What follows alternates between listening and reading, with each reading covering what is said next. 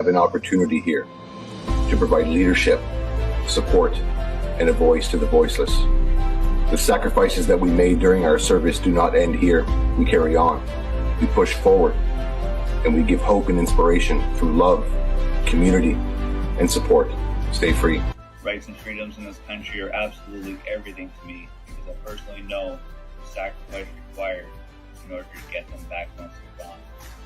So when my brothers and sisters call Stand 2, be sure I'll be there. Legacy media will play their games, right? Like, this isn't about this or that. This is about freedom, period. The only thing necessary for evil to triumph is for good men to do nothing.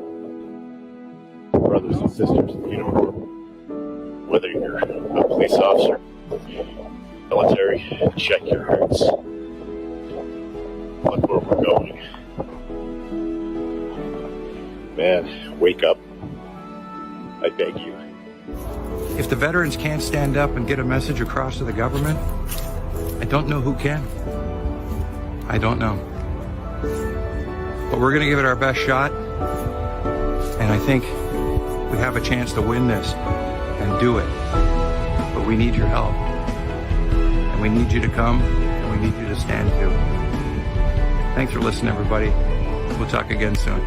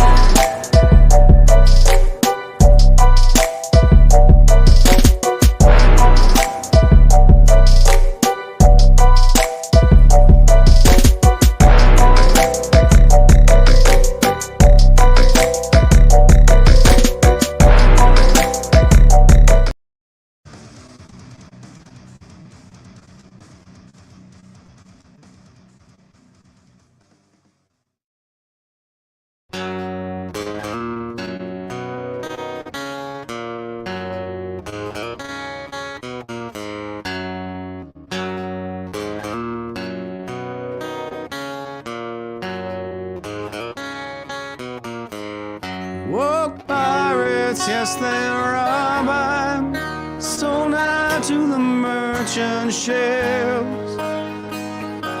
Minutes after they took out from the bottomless pit, my head was made strong by the hand of the Almighty. We forward in this generation triumphantly. Won't you help to sing these songs of freedom? It's all I ever have. Redemption songs, redemption songs.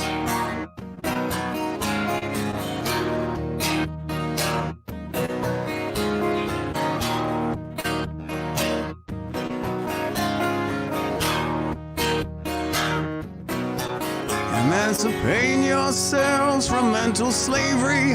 None but ourselves can free our minds. Oh, have no fear for atomic energy, 'cause none of them can stop the time. How long shall they kill our prophets while we stand aside and look? Some say it's just a part of it. Got to fulfill the book. Won't you help to sing these songs of freedom? It's all I ever have. Redemption songs. Redemption songs. Redemption songs.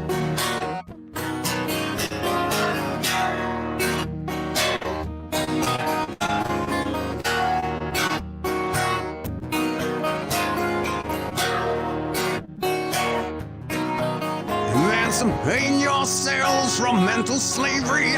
None but ourselves can free our minds. Oh, have no fear for atomic energy, 'cause none of them can stop the time. How long shall they kill our prophets while we stand aside and look? Some say it's just a part of it. Got to fulfill the book. Won't you help to sing these songs of freedom? It's all I ever have. Redemption songs. Redemption songs. It's all I ever have. Redemption songs. Redemption songs. Redemption songs.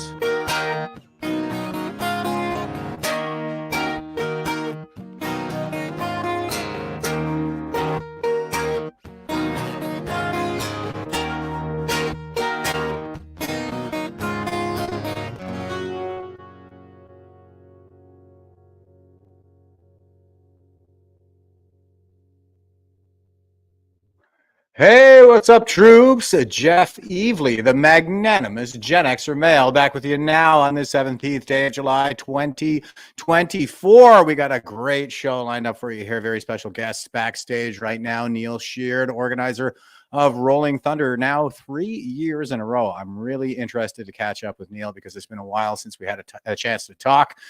Neil was the guy who did the thing while we were at the convoy in 2022 and announced that we were going to be bringing the bikes there in April of 2022. That was the second time I got arrested in Ottawa.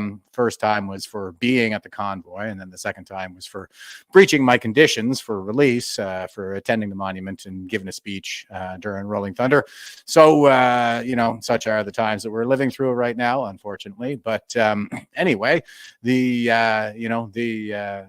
battle carries on here. So, I'm really interested to catch up with Neil and find out what all went on this year. A lot, I'm afraid, probably of the same as it has been in previous years, and that's not a good thing. But anyway, we will let Neil tell us exactly what's going on there. But before I bring him in here, I'm going to do the usual and say good evening to everyone. Trish Tricky on YouTube was the first one on the board here this evening. She says, hey, how you doing there, Trish? Thanks for being with us. Rob K is with us saying good afternoon / evening. Patriots and bigots all giving us the peace sign, which is actually victory. And the Maple Leaf and a triple slashy. All right. Thanks for being with us, guys. And we got Colleen with us over on Facebook. Says, good evening, everyone. Good evening to you. Chris Dacey in the house, ladies and gentlemen. Chris and I did an awesome live there on Monday on the whole Trump derangement shooter that happened in the United States there over the weekend. Holy smokes, there's a lot going on out there. Evelyn says, hello all. Hey, Evelyn, thanks for being with us. Cindy, our most faithful of all watchers, says, good evening, Jeff Hartz.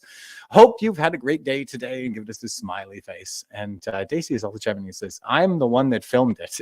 It worked out great well. Okay, I think that was the Neil's original video there. Yeah, that doesn't surprise me that it would be Daisy to film that one, because he is our man in Ottawa.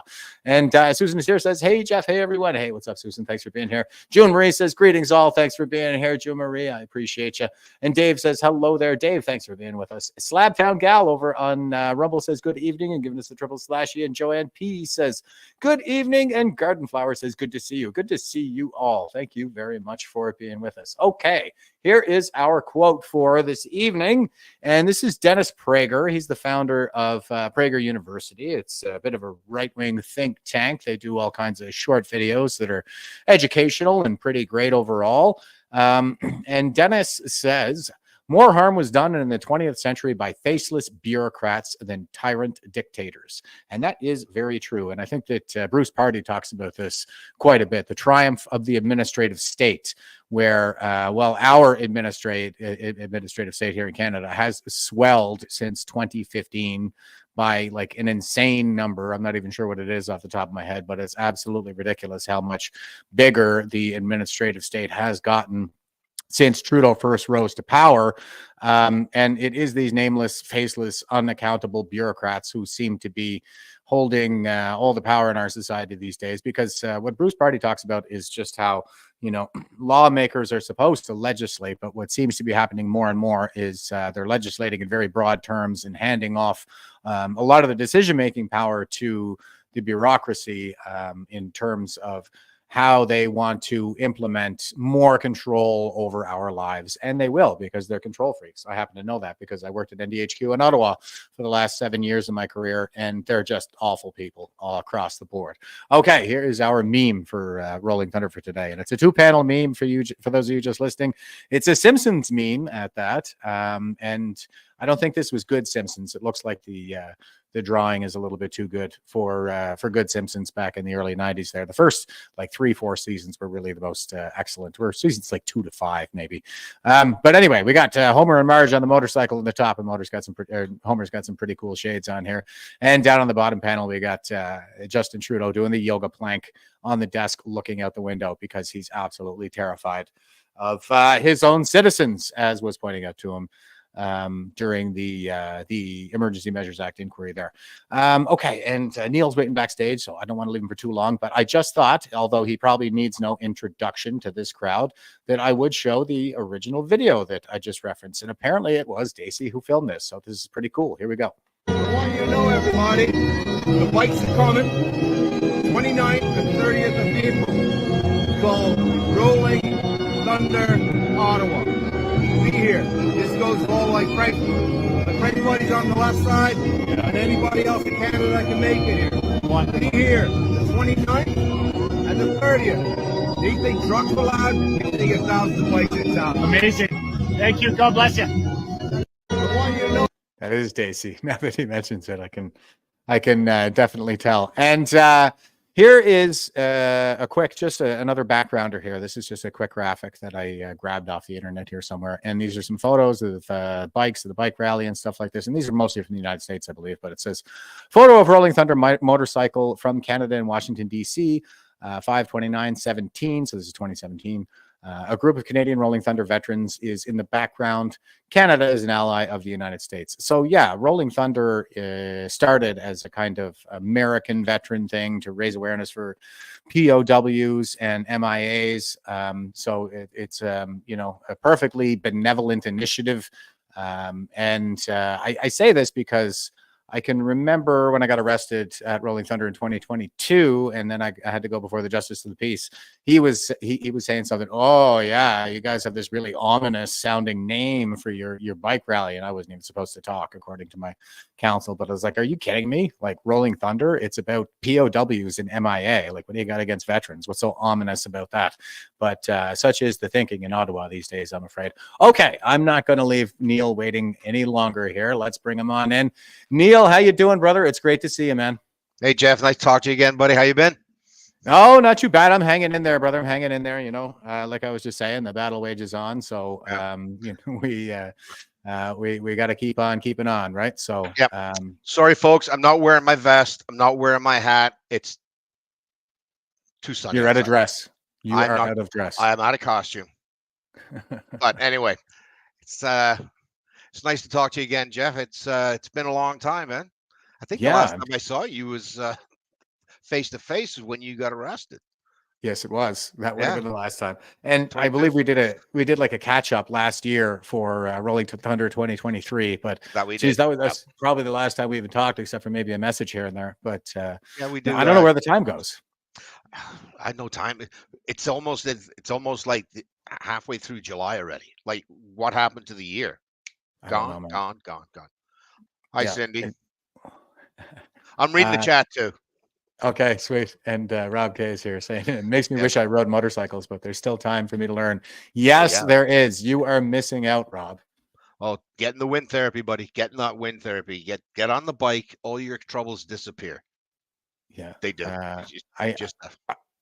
I agree. I've been out trying to get a little bit more wind therapy here this year than I have in the last few years, really, just since I retired in 2021. And it is essential, I think. Like any veteran should probably have a motorcycle because it is essential therapy. And that's why a lot of guys who ride are veterans. They get on the bike and it's like nothing else matters right now except for me, the wind, and the bike.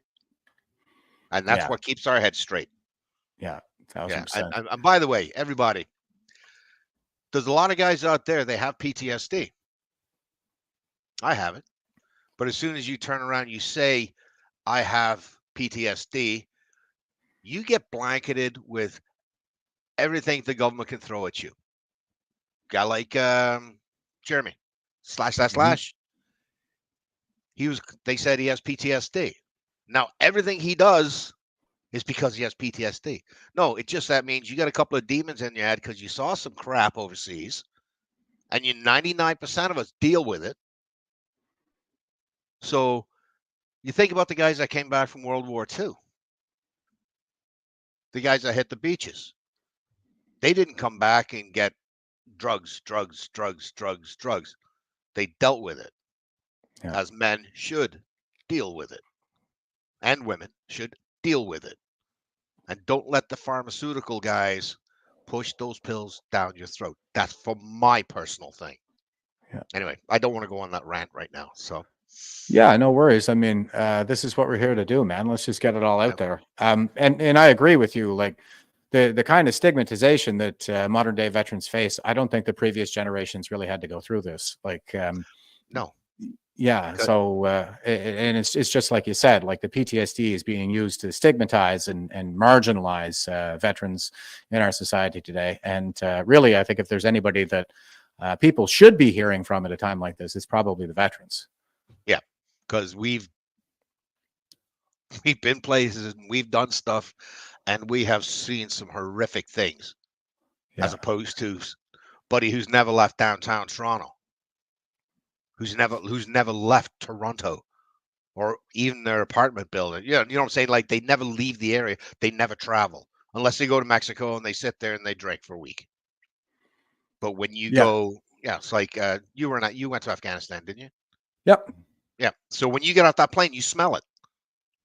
Oh, do you ever? You get off that plane and you go, oh, I am back. And everything just flush. And do you know what? Today, if I smell diesel fuel burning and I smell garbage, that is Afghanistan to me.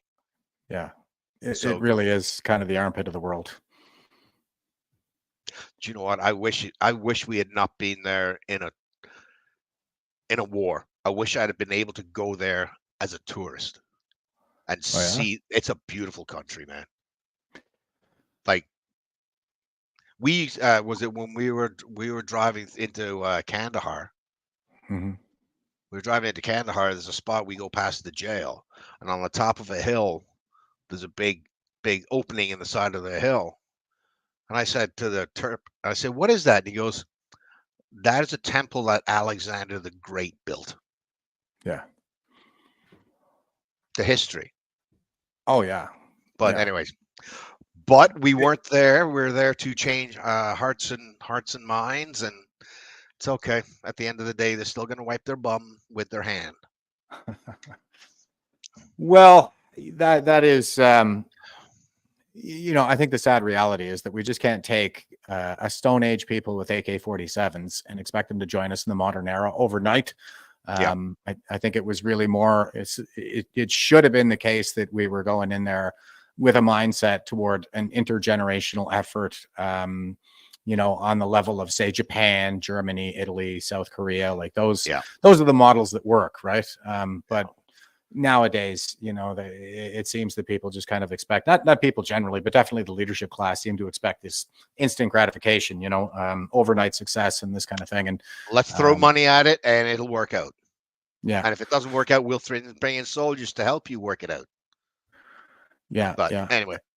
And there was a lot of progress. That's the thing that just think of the starting point. It's like I said, it's basically the Stone Age over there.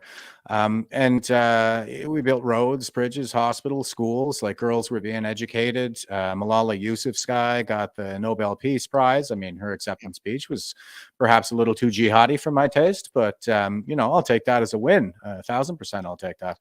Yeah. And, you know, the Afghan National Army, I mean, they were defending their own territory. There were only something like, I think it was 1 American death in the last 6 years of the war, whereas Afghan National Army was more like 40,000.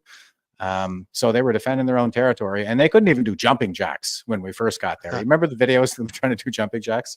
Oh, I think I've still got that video in here somewhere. It's pretty great. But anyway, you guys, if you're in the chat, go look up Afghanis doing jumping jacks, military training. It's pretty hilarious. No, seriously, it's absolutely hilarious. But they had to fight for their own country, right? Yeah, and you know, they bled for that land, and basically the West betrayed them. Like, well, Joe Biden did, but I don't know how we can expect people to accept us as reliable allies, you know, given a track record like that. Yeah, exactly. And do you think it was really Joe that told him to pull out? No, I think it was probably Xi Jinping. Well, here's a fact. They left $84 billion worth of weapons. Oh, yeah. $84 billion. Mm-hmm. And now China gets to replicate all that. That's kind of what they do. They're not really good at innovating their own technologies, but they're pretty good at stealing ours. Well, yeah. So I don't know, something about a lab leak in Ottawa. I don't know, or in not Ottawa, in Winnipeg, Manitoba. Yeah. Wonder what traitor let them in. They're on a list, but we can't see it. Yeah. And did you know that Jean Chrétien's brother actually worked with that scientist that they escorted out of the of that lab? Like they worked together on Ebola research. Yeah, I was showing that here on the program when I was reporting on it at the time. It's just incredible, the connections. Okay. I found it. Here we go, guys. Okay, here is the Afghan National Army in the early 2000s when we first got there.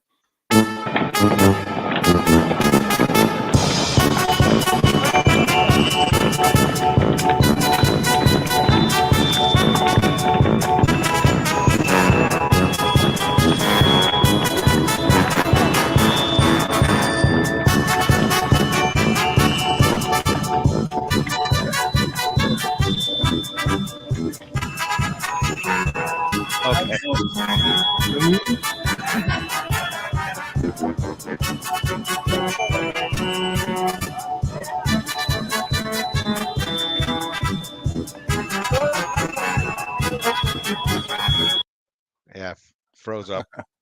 Oh, did it freeze up? You know, it looks good on this end, guys. I don't know. I had some connection issues here the other night too. So, okay, somebody said you're frozen up on me too. I can see me. You're looking up in the air. Like, can you hear me? I can hear you fine. Okay, I don't know what the heck's going on here, guys. But it's the government, dude. It's the government. I was doing this with Daisy the other night too, and it seemed like everything was kind of freezing up on me. I hope it doesn't boot me out here soon like it did the other night. I tell you what, I'll put up this video here. This was something. Hopefully this one works a little better, but this was something that we were talking about just before we went live, and this is just kind of a quick version of what happened here in Ottawa there recently. So it's on my side, is what. Jeez, I'm lagging hard, guys. Okay, I'm trying here to sort this out, but Colleen said, "Ceases, go get a coffee and leave us alone." Yeah, no kidding. All right, I'll mess around a little bit here. I'll see if this video goes. Just let me know, Neil. I'm listening. If all right, no problem. Hi, my name's Neil Sheard. I organized the original Rolling Thunder 2022. And a friend of mine, Derek Noon, who's supposed to be in here right now, has just been banned. Came down yesterday. Class A. Could be 10 months, could be a year, could be 2 years. His lawyer is being notified right now. The reason I'm here is because we're doing Rolling Thunder Ottawa 2024. When I first started Rolling Thunder 2022, that was after veterans had been attacked on the monument. They were beaten in the streets. Volume's good. Thrown out of the city. No charges. They're basically kidnapped after being beaten and left out of the city. So we decided, wasn't just me, it was my idea, but a lot of veterans, and I'm not speaking for all veterans. I'm not speaking for all veterans. I'm speaking for the veterans that were there. We gave back that monument its dignity. Last year, I said we're coming back in. All I want to do is just ride around, no speeches. We gave dignity to the monument the year before. We just want to ride around the monument, rev our bikes, and salute the men and women that gave their lives for this country. The city said no.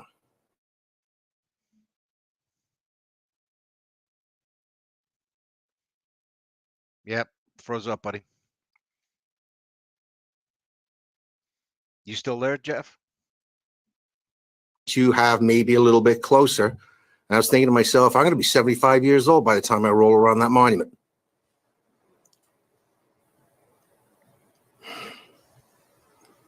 This year, I said, okay, tell you what, we played by the rules last year. Give us Queen. They said no. They'll give us exactly the same route as last year. We turn it Albert.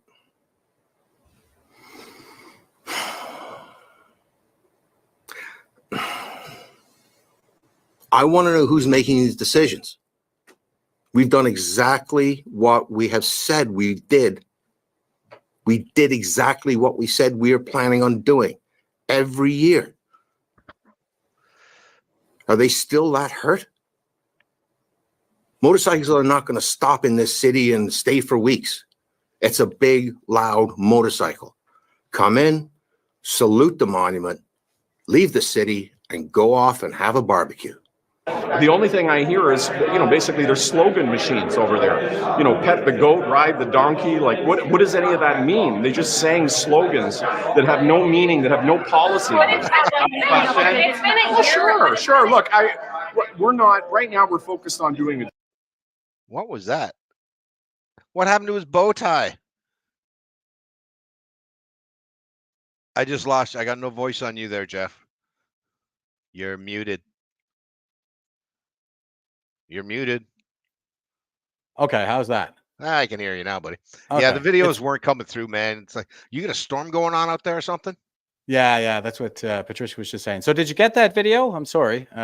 Yeah, we saw the video of me talking about Rolling Thunder, and then it went into Mr. Funny Bowtie Guy. Yeah, that's bizarre. Sorry, guys, I got some gremlins here tonight. I don't know what the heck is going on. Last couple of broadcasts have been like this, but we'll power through, I think. Okay. So, Neil, that was amazing that you got on CPAC and you're up there addressing the press gallery. So really great to see. Obviously, you're expressing some concern over The way we were treated at Rolling Thunder Ottawa 2024, pretty awesome patch, by the way. I'm just showing it here now. I am very disappointed that I don't get one because I still can't go to Ottawa. But I have some left. I have a couple left. I will mail one to you, buddy. All right, I appreciate you, brother. Okay. So why don't you tell us a little bit about like what's going on with the way the Rolling Thunder is being received in Ottawa? What was it like this year compared to years gone by? First year, we were Convoy 2.0. Everybody was Convoy. No. Second year, say, look, we did the monument last year. We gave it back its dignity, and we just want to ride the bikes around the monument, hit the engine, leave. Nope, can't do it. Still got an exclusion zone there. This year,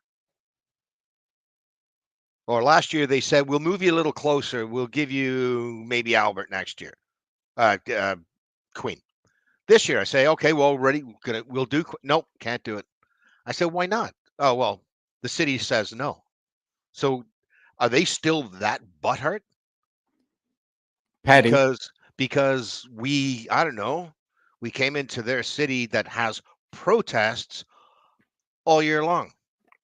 They don't seem to be stopping the Palestinian anti-Israeli thing going on, where they're calling march around the monument. March around the monument. Yeah. So this year they said no, not at all. So we came in, and unfortunately, I had to change the date because of weather. The date, it was supposed to be the 22nd. But we had thunderstorms from Southern Ontario all the way up into Ottawa, thunderstorms. So I had to make it the next weekend. And unfortunately, we had 15 bikes. This year? This year. All right. Let's. I was. There was more police officers in Ottawa than bikes. Yeah, let's get a look at that. We got another video from Daisy here, just to give you guys an idea what this looks like. Again, feedback on the video would be appreciated, but here we go. Oh, sorry. Daisy here. We are ready for Rolling Thunder 2024. National War Memorial behind me. I can hear the bikes coming. Stand by. He sounds so excited to see. Yeah. By the way, Dave, thanks a lot for doing it, buddy. I really do appreciate it. He's our favorite muckraker. There we go. Yeah, look at this. And I think the city is... Ottawa 2024 coming through. The city is actually, I think they're terrified if they actually let us roll around that monument, that there's going to be thousands of bikes showing up. I don't know.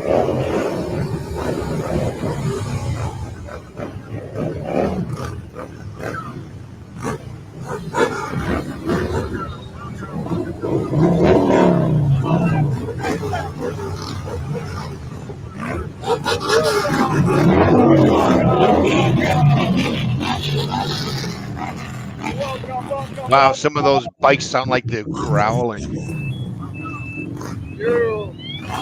Hey, brother! Yes, sir! Yes, sir! Welcome, welcome, welcome. Welcome, welcome, welcome. Yeah, so it was a little disappointing this year. I think I have to come out with a date that will work for more people, because if I do it in June, July, a lot of people are going to be gone with their families off doing vacations and stuff like that. If I do it in May, the weather may not be good, and August, still vacation stuff. So, okay, guys in the chat, what month would you suggest I run it? Let's see what you say in the comments. Yeah, guys, what do we think? What's a good time to do the Rolling Thunder Ottawa event? It's starting to cool off by, say, late October, I guess, when we're talking about Ottawa, but still plenty of good weather left by then. I guess October, usually good. Yeah. Yeah, I mean, and it's we got Remembrance Day there in November. I wonder if maybe trying to put it somewhat close to that, not They too late in don't. October. The Legion would never allow us to be there because V4F is. I wear a V4F patch, and they won't want Yeah. that.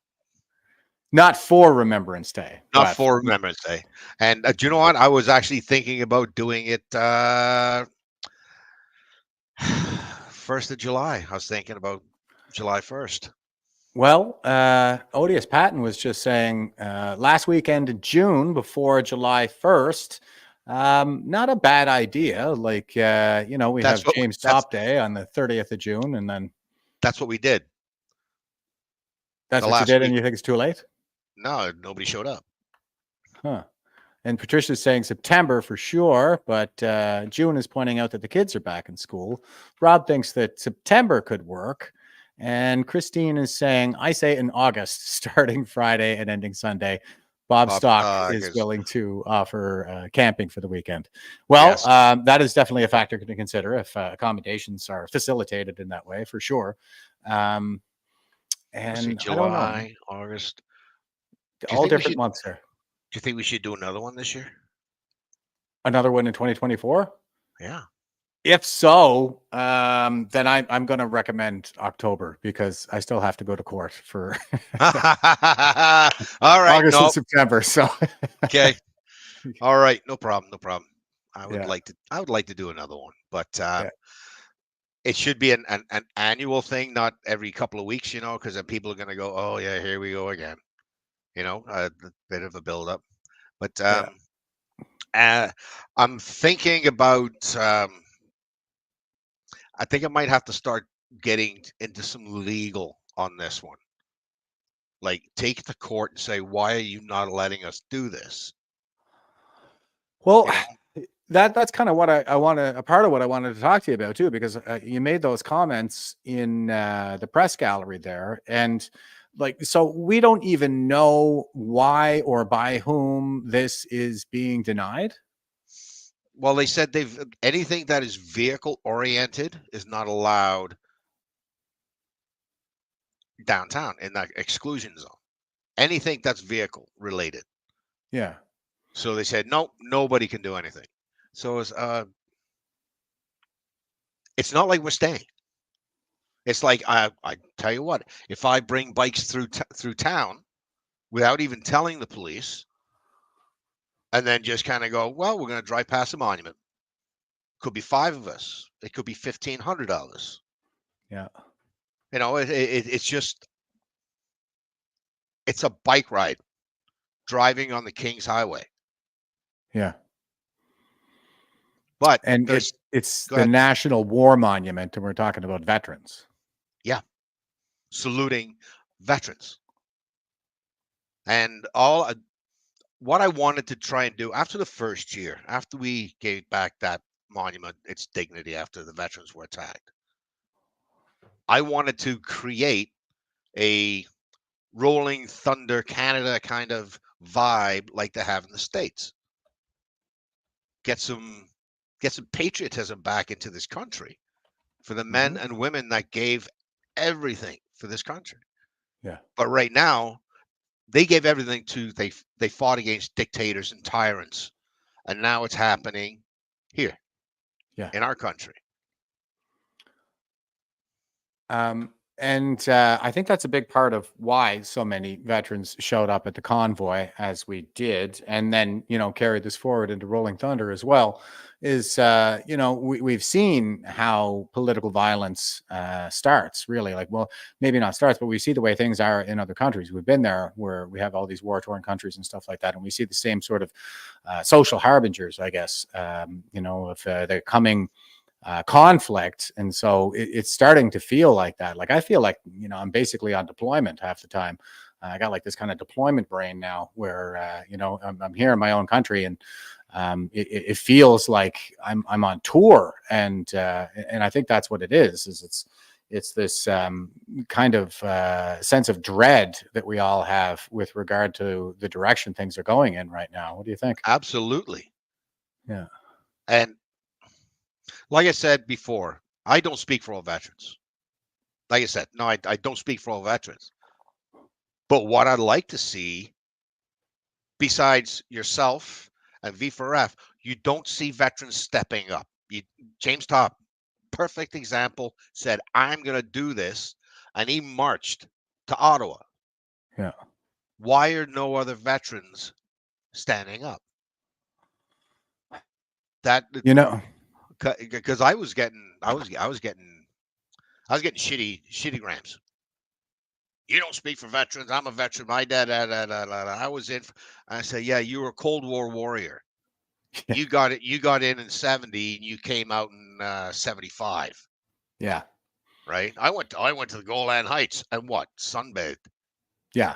I went to Germany. Oh yeah. So you won a drinking contest. Yeah.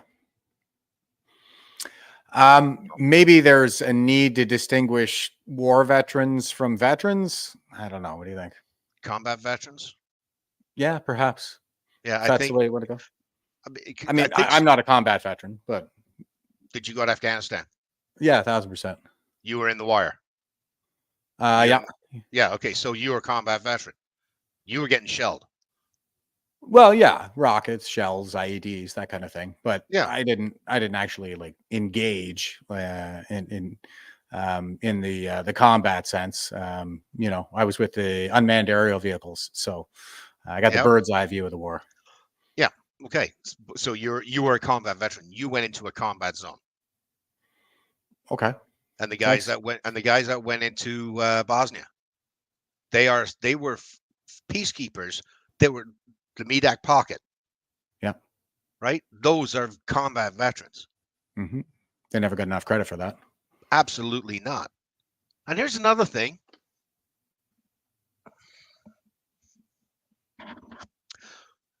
Canadians worldwide were known as peacekeepers. What happened to that? War broke out. We're no longer peacekeepers. So, anyways, let me get back to the veteran side of it. There was like I said, I got a lot of shitty grams, and I was kind of, I was disowned by my regiment apparently. Yeah, they said you were no longer part of the Royal Canadian Dragoons, but I bled sweat and tears. Same time. Yeah, I got a nasty gram from a general saying you are no longer part of the Royal Canadian Dragoons, and I was like, "Oh, f you, f you." Yeah. You're a general. You're a politician. Yeah. Yeah. So, there's a couple of things I really want to say, Jeff, but CSIS. Oh, dude. Oh. This is a safe space, brother. You say whatever you want. I'm just going to wish Thomas a happy anniversary. He dropped in to say hello, but he's going to bail. So hey, Griff, how you doing, buddy? Yeah, I was talking with Tom the other day. Yeah, he sent me a message. Oh, so no, yeah, okay. I talked to Griff. About half an hour the other day. His anniversary, jeez, old man Griff. Yeah, and he's younger than me. He looks old. He's worn out. In a good way. In a good way, Griff. So yeah. Here's a question. We have traitors in our government. 100%. CSIS came out and they got 300 pages worth of documentation, and Elizabeth May read it and said, "Oh, there's no traitors." And Juggernuggets turned around and said, "Yeah." Well, you like that one, Juggernuggets? Yeah, I like that. Thanks. Yeah, Juggernuggets. I just call him Jimmy. Jimmy Daliwa. That's his real name. Yeah. Jimmy Daliwa. I'm a terrorist. I can't get into Canada, or I can't get into the States. Can't go into India. Yeah. Yeah. Anyway, so Juggernuggets. He said none of my people are on that list. And Trudeau didn't know that, and he was kind of, oh. There was an interview where Juggernuggets turned around and said, "Oh yeah, I'm not worried about anybody in the NDP." Right. And Justin Trudeau hadn't heard about that, and then he was asked that. The reporter asked Justin. Juggernuggets said he doesn't have to worry about anybody in the NDP, and Justin was like, "Oh, I you see the look in his eyes, like, ah, shit, okay." So anyway, we've got these traitors. The list isn't going to come out. How do we get the list? How do we get that list? CSIS leaker. Is he compromised? Who? Is I thought you said the CSIS leader. Oh, leaker? Leaker. The leaker. Yeah. But I think it's the NSICOP report that we're referring to specifically, huh? Yeah. So 11 MPs compromised. Yep. And if that's 11 MPs, that's just the MPs. What about MPPs? What about your local municipality? And who was that? There was a liberal. He'd been in office for like something like 30 some odd years, and he said he's not running again. And he said the threat that China has in Canada, it goes a lot further than most people think. Yeah. And he just walked away. No, so he said, here's the thing. Where's your stone, son? Why didn't you say something earlier? Yeah. Vote against all this crap. This guy, McKay, I think his name is. McKay. Yeah, this guy right here. What should be done about the questions being raised now about what the government knew about foreign interference? Well, my views are that this is far larger. That Canada, that the government of China is an existential threat to Canada on a multiplicity of levels, and we need to come to grips with that. Is your government doing enough to deal with that, to confront it? Well, it's not for me to say. Well, you're a member of the governing caucus. The caucus, right. But I think we need as a nation to come to grips with the desire of the government of China to turn us all into vassal states.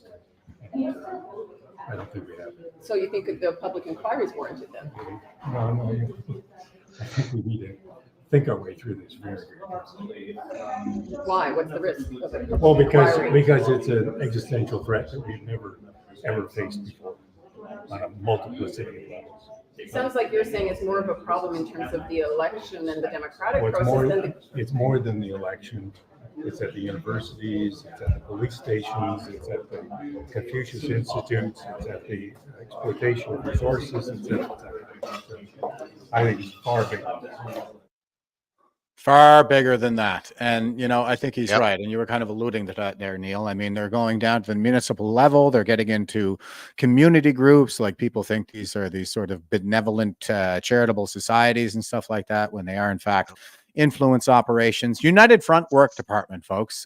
Look them up. The United Front is the Chinese Communist Party's overseas arm, and they're not professional spies, but they are professionals, and they tend to be like education professionals, business professionals, you name it.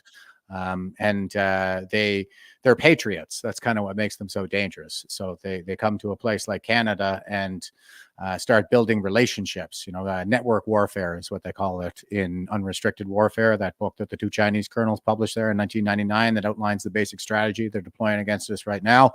And network warfare is like business networks, political networks, social networks, this kind of thing. And they're doing it really, really well. And, they are good at this. And our guys are sitting back going, oh no, don't worry about it. But meanwhile, they're running everywhere. It's basically like playing whack-a-mole. Yeah. It's like, there's one there when they should be just shut it down. Done. If you any affiliation with Chinese Communist Party, we are going to take everything. If you own a mine and it's connected to the CCP through a back door somehow, that mine is now forfeit. Yep. I agree. Close the embassy, send them all back. We have an awful lot of foreign nationals right now. PEI is essentially lost. Parts of definitely Vancouver are. They're bringing in, like in PEI, they have all these Buddhist monasteries, massive monasteries that are set up, and they bring in monks from China, which is not something the Chinese men usually do because they're expected to carry on the legacy of the family. But they're bringing in these thousands of monks, filling up these monasteries, getting rich in the process, and You know, PEI actually has the lowest retention rate for immigration. It's about like 11 to 17%, something like that. Like it's abysmally low. So where are they all going? Well, I don't really know, but I do know that about triple the number of terrorists were apprehended at the U.S.'s northern border in the last few years than even at its southern border. And so all eyes are on the southern border because of the sheer numbers, but the number of terrorists being apprehended are actually threefold at the northern border. So it seems like Canada's being used as a staging ground for an invasion of the U.S. Yeah, absolutely. Absolutely. It's like we're the friendly neighbor upstairs, but yeah, they're going to fast rope in from the top windows. Yeah. Right. And here's the question. All right. After seeing that horrendous thing that happened to Donald Trump on the weekend. Yeah. Right. He's won the election. Plain and simple. He will be the next president of the United States. Oh, yeah. And he's talking about mass deportation. Are those people in that country going to start running for Mexico? Where are they going to run to? They're going to run to Canada. Great so point. if they've got 9 million, if they got like 15 million people and they're trying to catch them, as soon as the day that they say Donald Trump is the president, he won the election, they're going to pick up and they're going to run for the border, and they're coming up. They're not going to go to Mexico. They are going to run for Canada. Yeah. Think about it. You've gone all the way up through the open society. They bring you all the way up, and now you got all these NGOs are going to go. Where's the next safest place besides Mexico? Let's go to Canada. They're not going to catch them all. Next thing you know, we have all these people. So well, and I mean, don't forget what happened during the last Trump presidency there, where they were implementing measures to mitigate this threat, and Trudeau put out that tweet that said, "We're open. Hey, we're open." Yeah, we're super not racist up here, and Canada welcomes you. And it's been a steady stream of mass immigration ever since. So. That could be really bad if we still have Trudeau in power. I don't know, man. It's like there's so much weird and wonderful things happening globally. Because I say to people, look, Canada, we're all looking down, microscope on Canada. You've got to look what's happening globally to find out what's going to happen to this country. Mm-hmm. Because you're like right now we're just a little zit on the planet, and it's getting bigger and bigger and bigger. But if you see that somebody say Italy's starting to, how can I say, they're healing. France is starting to heal. Holland, Europe is starting to heal. They're seeing what is happening. Britain is starting to heal. America is going to be healed, and it's all coming back together. The pendulum it's reached its apex. It's coming straight back. Oh, by the way, hey, Jeff. Yeah. I'm a boomer, dude. Yeah. I know. I hear you going off on the boomers and stuff like that. But guess what? I'm the back end of the boomers. I'm the one that was teaching your Gen Xers how to fight. Yeah. And I was the one that was getting you smokes. And I was getting you booze. I was the one that was doing that for you guys. So anyways. I appreciated that when I was 15. Yeah. You're welcome, buddy. You're welcome. All my boomers are good to go, guys. Everybody knows that around here. Neil is one of the Obi-Wan figures in our story here, like Eddie Cornell, right? There's the Obi-Wan Kenobi figure. The problem in Star Wars is that Obi-Wan is the only Jedi of his generation. And I think that we're quite blessed in that regard, that we have so many great boomers who hang out with me. They're my boomers. Yeah. Anybody else in here a boomer? Or all Gen X and Gen Z? No. Colleen's here saying, Neil, I am too. Jeff loves the good boomers. Yeah. 1,000%. I mean, and Cindy is as well. And, I mean, I think the list goes on here. There's always a bunch of them in the chats here. And Anyway, obviously, it's gotten to be a running joke, right? Where I just never got the boomers and I never got to say that to you because I was listening to one of your products and goes, oh, basically those dirty boomers, and I was like, what did you just say? And then I listened and went, okay, all right, Jeff, okay. Next time I get a chance, I'm gonna have a word with you, young man. I'm talking about now. See, you're talking about the thing is. The good ones have all been banished, right? Like we can kind of tell who the good ones are because they all got excommunicated from the institutions. But the people running our institutions right now, the ones that are still there, they're the target, right? And we need all the generations on board to take our country back 1,000%. What I'm doing is I'm trying to provide a profile. It's like profiling a serial killer. Boomers and serial killers. Oh yeah, but a lot of them were. Anyway, what's his name? Colonel Russell Williams. Well, not Colonel anymore, but there's an example right there. That's the kind of boomer that I'm talking about. It's the hymns and the Paul Bernardos and the who's the monster of the Miramichi there? Picton. No, Picton would be another one though, and there was the guy in the Alan Legier, monster in the Miramichi in New Brunswick. So. Yeah, I'm talking about that profile of the boomers, it's not hard. And the greedy politicians and the greedy CEOs. It's like, we are going to take your house. We're going to take this, that, and the other. Why? Well, I'm going to sell your stock and make sure that I get the new car, but you and your family no longer have a house. Corporate boomers.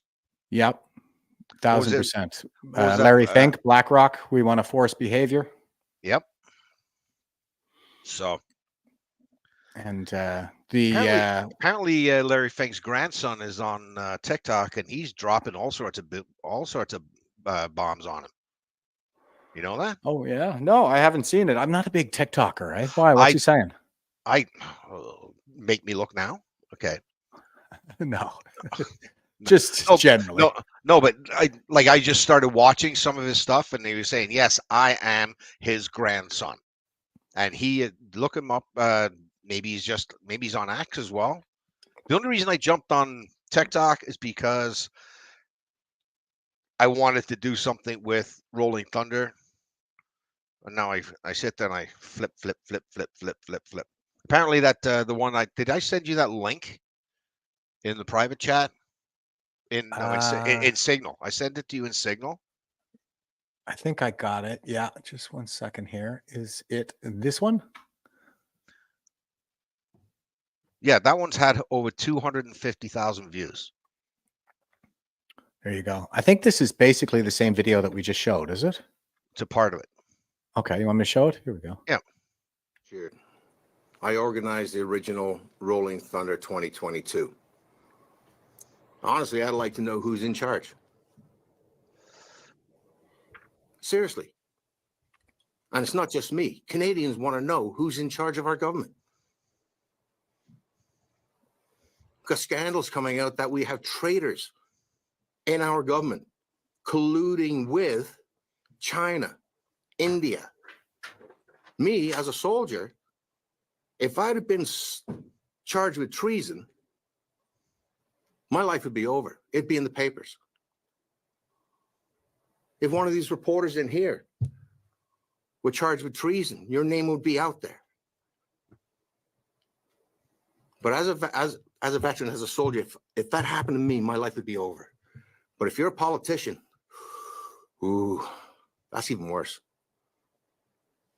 Because if one of these politicians has access to our state secrets, who are they? Canadians want to know. Would somebody have to do with the Winnipeg lab? Anybody? We need to know. We need to know as Canadians, if we're going to go to the polls, are we going to be voting for someone who's in the pocket of China, India? And honestly, doesn't matter if you're liberal, conservative, NDP, Bloc, the Green, your name should come out. If you get charged, we have the information. We will see you in court. Prove yourself innocent. That's the way it works in our country. If you get charged, you have to go to court to prove yourself innocent. That's the way it is now. Then you run for office.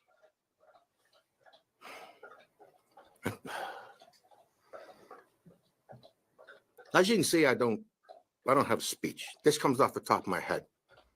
This all comes from the heart. And who else runs our country? 2017, Klaus Schwab said he has penetrated our cabinet with more than 50% of the cabinet are young global leaders. Our deputy prime minister is on the board of the World Economic Forum. She is also very, very good friends with George Soros. Before she came into politics, Yeah. she was. Yeah, they got cut back. So anyway. Yeah, no worries. That is kind of the drawback with TikTok, is it is pretty limited in that regard. But you're making some good points here. Like, here is Chrystia Freeland's WEF page. The Honorable Chrystia Freeland is Canada's Deputy Prime Minister and Minister of Finance. Miss Freeland was first elected as Member of Parliament for Toronto, blah, blah, blah. Anyway, she's got a very glowing write-up here on the WEF's website. And these kinds of memberships at this stage represent a potential conflict of interest. I mean, whose interest is she really serving here? Is it ours, or is it the World Economic Forum's, right, Neil? Well, yeah, that's right. She was also like a very, very good friend, a personal friend of George Soros. She was supposed to. She was going to be the biographer, and then she got into politics. She got elected, so she couldn't do it. And George Soros, his Open Society Foundation, puts tons and tons of money into the World Economic Forum. And with her being on the board, they help them spend, I think it's almost $32 billion. So she's spending their money, and it's all the Open Society. They have a lot of little off branches like Tides Canada and stuff like that. And I could not find her name, but this woman was the vice president of Tides Canada. She left that job. She specifically worked for George Soros. This was a Globe and Mail article. I'll try and find it sometime. She ended up working as an advisor to Justin Trudeau. And in 2021, she was made the top advisor to Justin Trudeau with regards to climate change. So she's come right out of the pocket of George Soros, the World Economic Forum. So they are running everything in our country. Mm-hmm. And here's another thing. We were talking earlier about the CP, about Chinese Communist Party. Yep. How they've infiltrated right down lowest level. The World Economic Forum is doing exactly the same thing. Oh, yeah. Everything. So we're being attacked on two fronts. I think me personally, I'm basically viewing the WEF as an influence operation for the CCP at this point. I kind of think that's what's going on. Like, what's his name there? Dr. Evil. He refers to Xi Jinping as His Excellency and invited him to be the keynote speaker. And they had the premier of the CCP there just earlier this year, I think, for the summit on rebuilding global trust. So, yeah. You want to? The easiest way for them to do global trust is for him to eat some, I don't know, have a 9mm enema. Yeah, exactly. Take 9 mil, eat it, and we'll trust you. But honestly, I think if I was in office, terrorism is, you said something about violence and stuff like that. Yeah. It's policies that go against every human right in my mind. So I would honestly classify the World Economic Forum as a terrorist group. And anybody that works for the World Economic Forum should either swear allegiance to the country and denounce the World Economic Forum, or leave the country. And if they don't, charge them. Yeah, moves the Davos bubble to the real world. She's nasty. Oh yeah. And I think, did I have my screen up that whole time? Okay, here is the article that I think you were referring to. Globe and Mail, Globe and Fail is reporting Freeland moves from Davos bubble to the real world, whatever that means. Scroll to the bottom. Okay. Yeah, keep going. Okay, slow up a bit. Oh, slow down. Okay. That's her name right there. Where is it? I can't see it. I'm trying to read it. It's too tiny. Yeah, I think it's kind of talking about, okay, I'll say, I'll start here. It says, this month last year, Chrystia Freeland was with her boss in Davos, the Swiss resort and site of the World Economic Forum. Miss Freeland once wrote, is where the globe's plutocrats go, quote, figure out their party line, close quote.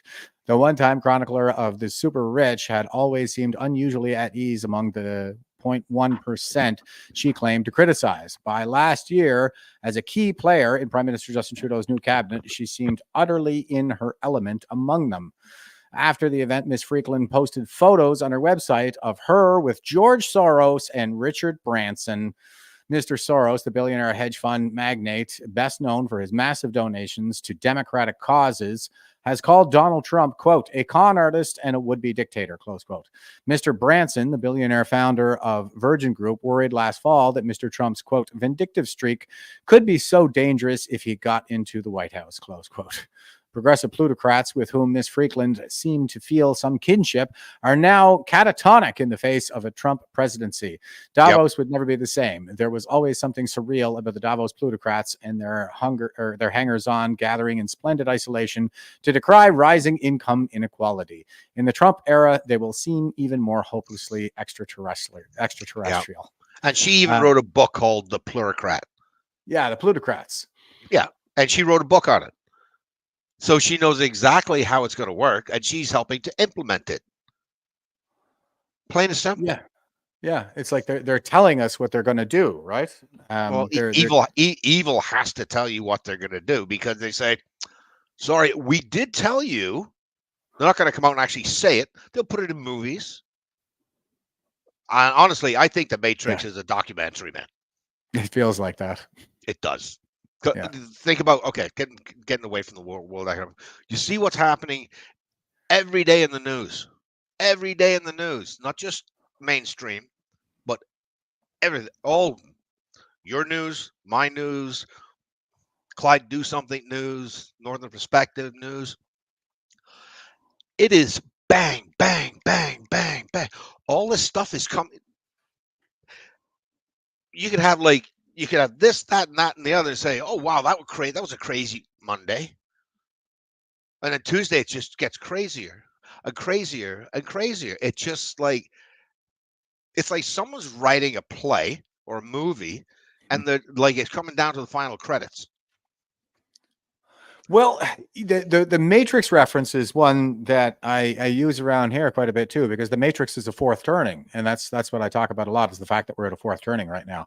And that's why I trash the boomers, is because it's always the generation born in the wake of the previous major crisis, who, when they reach peak institutional power in their early elderhood, just prior to retirement, when they're at the peaks of their careers, they're the ones who drive us back into the next crisis. And that's the boomer generation. You just go back like 4 generations at a time. You'll see, the Second World War, the American Civil War, the American Revolution, so on and so forth. So that's kind of the whole cycle of history. And when you talk about the Matrix, there are 3 archetypes that we always see in play when we're in one of these crisis eras, and it's the elder prophet, the midlife nomad, and the young hero. So in Star Wars, Star Wars. That's Star Wars. That's Obi-Wan Kenobi, Han Solo, Solo, and Luke.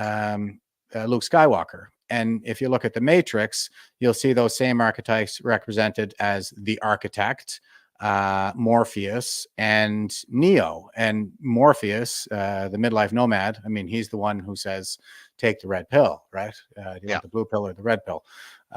So that's kind of, I think that's kind of Gen X's role in all of this, is we're the ones who were supposed to wake up the millennials. Yeah, we got our work cut out for us. Oh, you do. You do. Okay. Good luck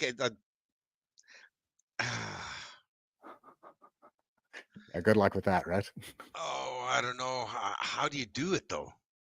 Well, it's not their fault. They've been indoctrinated. They're victims in this. Because the people that looking at Gen Z are going, we're looking at the fourth turning. We cannot let them do this. So we have to dumb them down.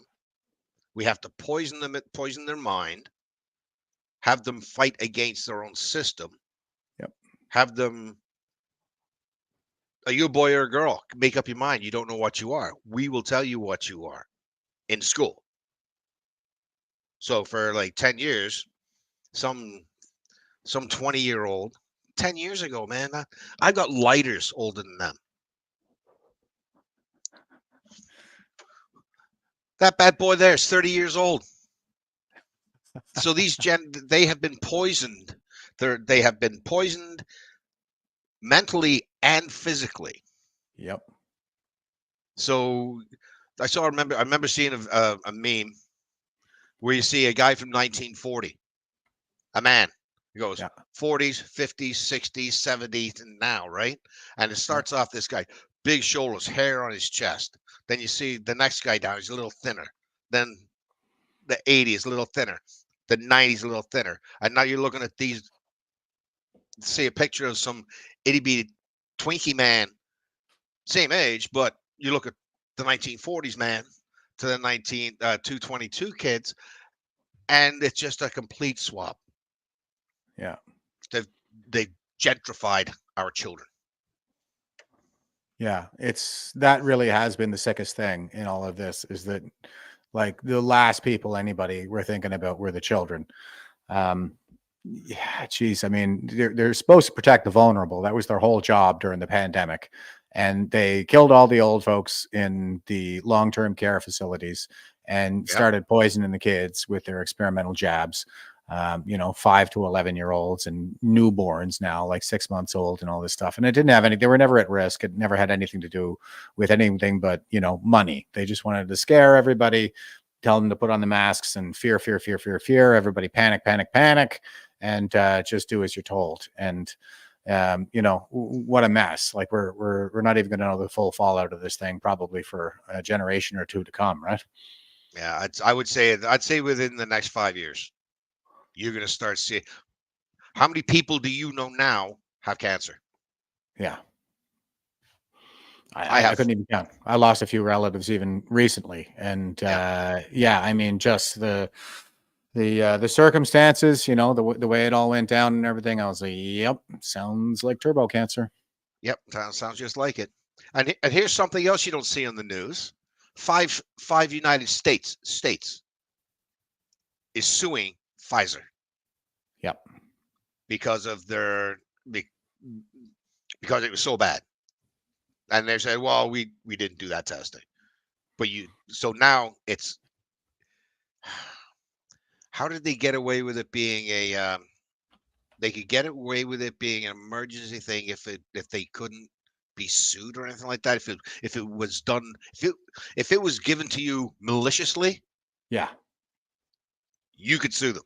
But if they say, oh, well, sorry, we didn't know, but it's all being found out that they did know. So you got like 5 states in the United States that are suing them. Japan is going off the rail. Yeah. So like I said, folks, look around the world. It's not just Canada. Everybody is starting to heal. It's all coming out. People are going to pay. They are going to pay. Yeah, I think we're still a few years away from, Nuremberg too, but I got my sights set on, say, roughly 2026. I think we could. 26. Yeah, I mean, I'm just looking at the cycle of history and say, for example, Hitler rose to power in 33, and we didn't see a Nuremberg trial until 46, so that's 13 years. Trudeau came in 2015, that puts us at about 2028, but I think we can do a little better than that. I'm shooting for 2026. That'd be good. That'd be great. Yeah. Hopefully we got to stop 2030. So come November, there's going to be so many declassifications coming out. The Epstein list. I got a feeling that Epstein list will be out once Donald Trump gets back into power. I think a lot of things are going to come out when he comes back into power. Hopefully. Yep. And because he wanted to release everything on JFK. Yeah. And they said, no, you can't do that. Well, why not? Well, if the CIA did it, then we can't really have a CIA anymore because you'll shut them down. It's like, yeah. My take is it was the Secret Service, but I do think that that's what's happening. I mean, I gave this take here the other night when we were talking about the Donald Trump shooting, but there's a great book out there called Mortal Error, where they talk about like the fatal shot wasn't there were two shots that came from Kennedy, but the fatal one was actually a negligent discharge from Agent George Hickey in the follow-on car, passenger side rear seat, AR-15 223 round, hit Kennedy in the back of the head and blew out the front of his skull there. That's what everybody thinks, that's the shot that came from the grassy knoll, but that's actually an exit wound on the it's all based on ballistics, but back to the left, right? Yeah, back into the left, but that's because the body convulses toward the wound, right? That's his nervous system reacting to the wound. It's the same as if you got stabbed or something like that. Like there's no recoil on the target end of the shot. It's all at the shooter's end. So when Kennedy is hit, his body convulses toward the entry wound, which was the left side base of his skull.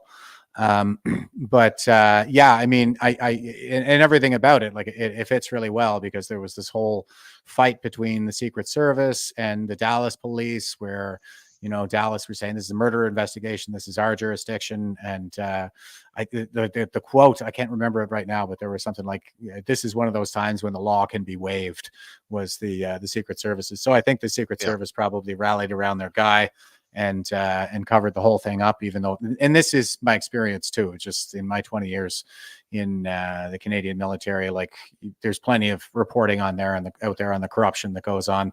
But in my experience, it was always the case, almost always the case, that the corruption was for the purpose of covering the ineptitude. And so a guy has a negligent discharge in the Secret Service. And you kill the president. No, we'll find some schmuck.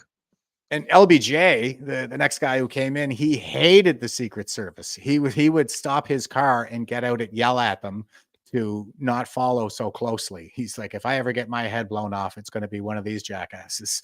He hated them because I think he probably knew what happened. But that's the kind of thing that they would probably keep sealed to. And I don't know if George Hickey is still alive. He might be. So maybe that's what's kind of driving the continued cover up. Yeah. Well, you never know if there was any DEI in the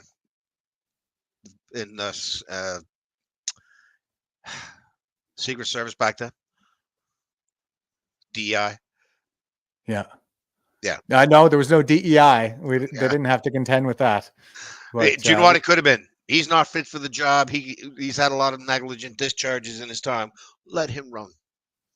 Like I was watching some of that stuff the other day when Trump got shot. Yeah. And I am literally shaking my head, going, what are you people doing? Like I did some close quarter because I was running with a general in overseas, right? And we did a lot of that. And it's like, why didn't you have somebody standing on that roof? Yeah. The Pac-Man, 100 yards. Yeah. 100 yards. And he missed. Yep. So, yeah. Is it a setup? I don't think so. Again, I think it's I think it's just that general ineptitude, and we've got the DEI stuff in play. There were multiple jurisdictions there. Like, it was a joint operation between the Secret Service and the local police, and the local police were the ones who had control over the area where that building was. They were supposed to be controlling access to it. Now, if somebody looked the other way in that police department, I guess it's entirely possible, but I don't really need any kind of a grand conspiracy to explain what happened there, I find. So I try to go with the simplest explanation. I know it's probably not a popular explanation either. No. I'm 100%. I honestly think it was set up. Could be. As in, you didn't take the shot. I was watching Dan Bongino the other day. He's ex, right? And he's like Secret Service, ex-Secret Service. Bush, everybody, right? And they say they have license to kill before they take the shot. Before the shooter shoots, they're licensed to kill. They can. There's a guy with a gun pointing at the president. Bang, dead. Yeah, I agree. I mean, that would just be their rules of engagement, right? I mean, there was this rumor going around that the guy was asking permission to shoot and he wasn't getting the authorization. And I was saying, yeah, I don't think that's true. I think they probably have rules of engagement that allow them to fire under certain circumstances. And even if the guy was hesitant, like, it would have been his call as to whether or not, the criteria were met. When you got a goddamn sniper on the roof, I'm sure they are. So and the head of the Secret Service is this woman. This DEI who was appointed by Jill Biden. God. Joe Biden doesn't even know it's a man.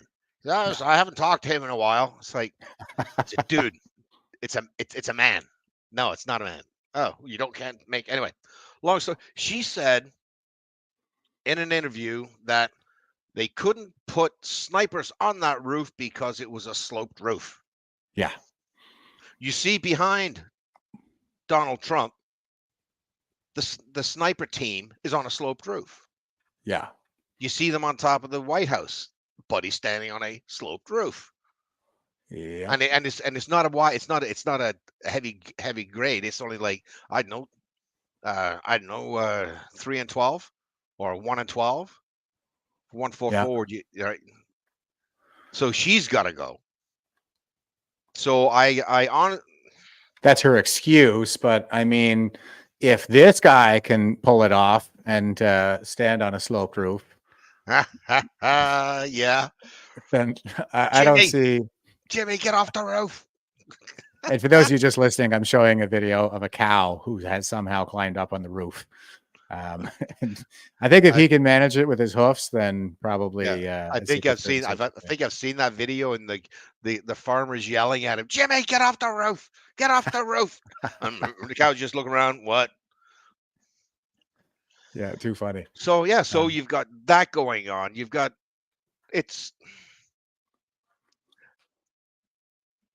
November is going to be amazing. Yeah. He's going to walk it. It's going to be a landslide from the whole country. It's going to go completely red. Maybe not California, maybe parts of it, but this is what we've been waiting for 4 years. And it is shaping up to be a landslide. Of course, I'll give the Dan Bongino caution here and say, like, it's not in the bag, okay? Like, last time around, we thought it was in the bag, and it wasn't in the bag. Now, last time around, I'm pretty sure they cheated. I mean, I stayed up to watch Florida polls close. I was working in the morning or something, so I think I stayed up until midnight or something watching to see Florida close, because that's always kind of the indicator as to which way the rest of the country is going to go. And they went red, and I was like, hell yeah. And I went to bed sleeping soundly, knowing that Western civilization was saved. And then when I woke up in the morning, it was like it had completely flipped, and it's all Biden. And then I'm like, how could it possibly be Biden? And then I take another look at it, and I'm like, the polls haven't closed? What the hell is going on? Like, this is a water leak. Yeah, a water leak, and then they start putting cardboard up so nobody can see them counting. Yeah. shady across the board, especially in Pennsylvania, where the shooting just took place. Yeah. They broke their own election laws left, right, and center. So, yeah, I mean, Georgia's just as bad. So is Minnesota. Yeah. All these swing states that are blue see that he was going to win, and it's like we have to stop counting so we can actually bring the votes in. And when you have 200, 300,000 votes for Biden only, yeah, they count them and say, okay, well, here's 300,000 votes. Is any of them for Trump? No, they're all Biden. Yeah. Wrong size paper. We have the video of the vans bringing the boxes in the middle of the night. Yeah, and you see them pulling ballots from underneath tables that were covered up. And then you see them close everybody off, and those two women sat there just running them. Yeah. But the thing is, everybody was too busy watching the mainstream media. Yeah. Everybody was watching CNN, and MSNBC, ABC, all the legacy media. And they're saying, no. This is a problem with our democracy. And you see like 40 of them all saying the same thing, right? You've seen that, right? Yeah. But people weren't waking up yet. They had to be shown how bad it is. Yeah. Right? And then, I think, yeah, go ahead. So I was just going to say it was Texas who started the lawsuit, and I think 20 states joined the lawsuit to sue Pennsylvania, saying they broke their own election laws. And you know, it was just ridiculous. Like the Supreme Court were like, okay, yeah, like maybe you have a case here, but the election hasn't been certified, so we're not going to hear it. It gets certified on January 6th. And then we all know what happened on January 6th. I mean, it was the protest that was labeled an insurrection, and there are still people in jail to this day. Some of them serving sentences in excess of 20 years. Some people like Enrico Terrier, who's the leader of the Proud Boys, president, and he wasn't even at the Capitol on January 6th, and I think he got 22 years. So yeah, I mean, they jailed their political opponents, keeping them in absolutely heinous conditions. And then after that, the Supreme Court said, oh, it's moot. Like the election's already certified. We can't overturn an election. It's all moot. Yeah. Well, then you should have heard it beforehand, shouldn't you? So it was just a big freaking stitch up. Complete stitch up. And the fact that now Americans have seen what they were trying to stop.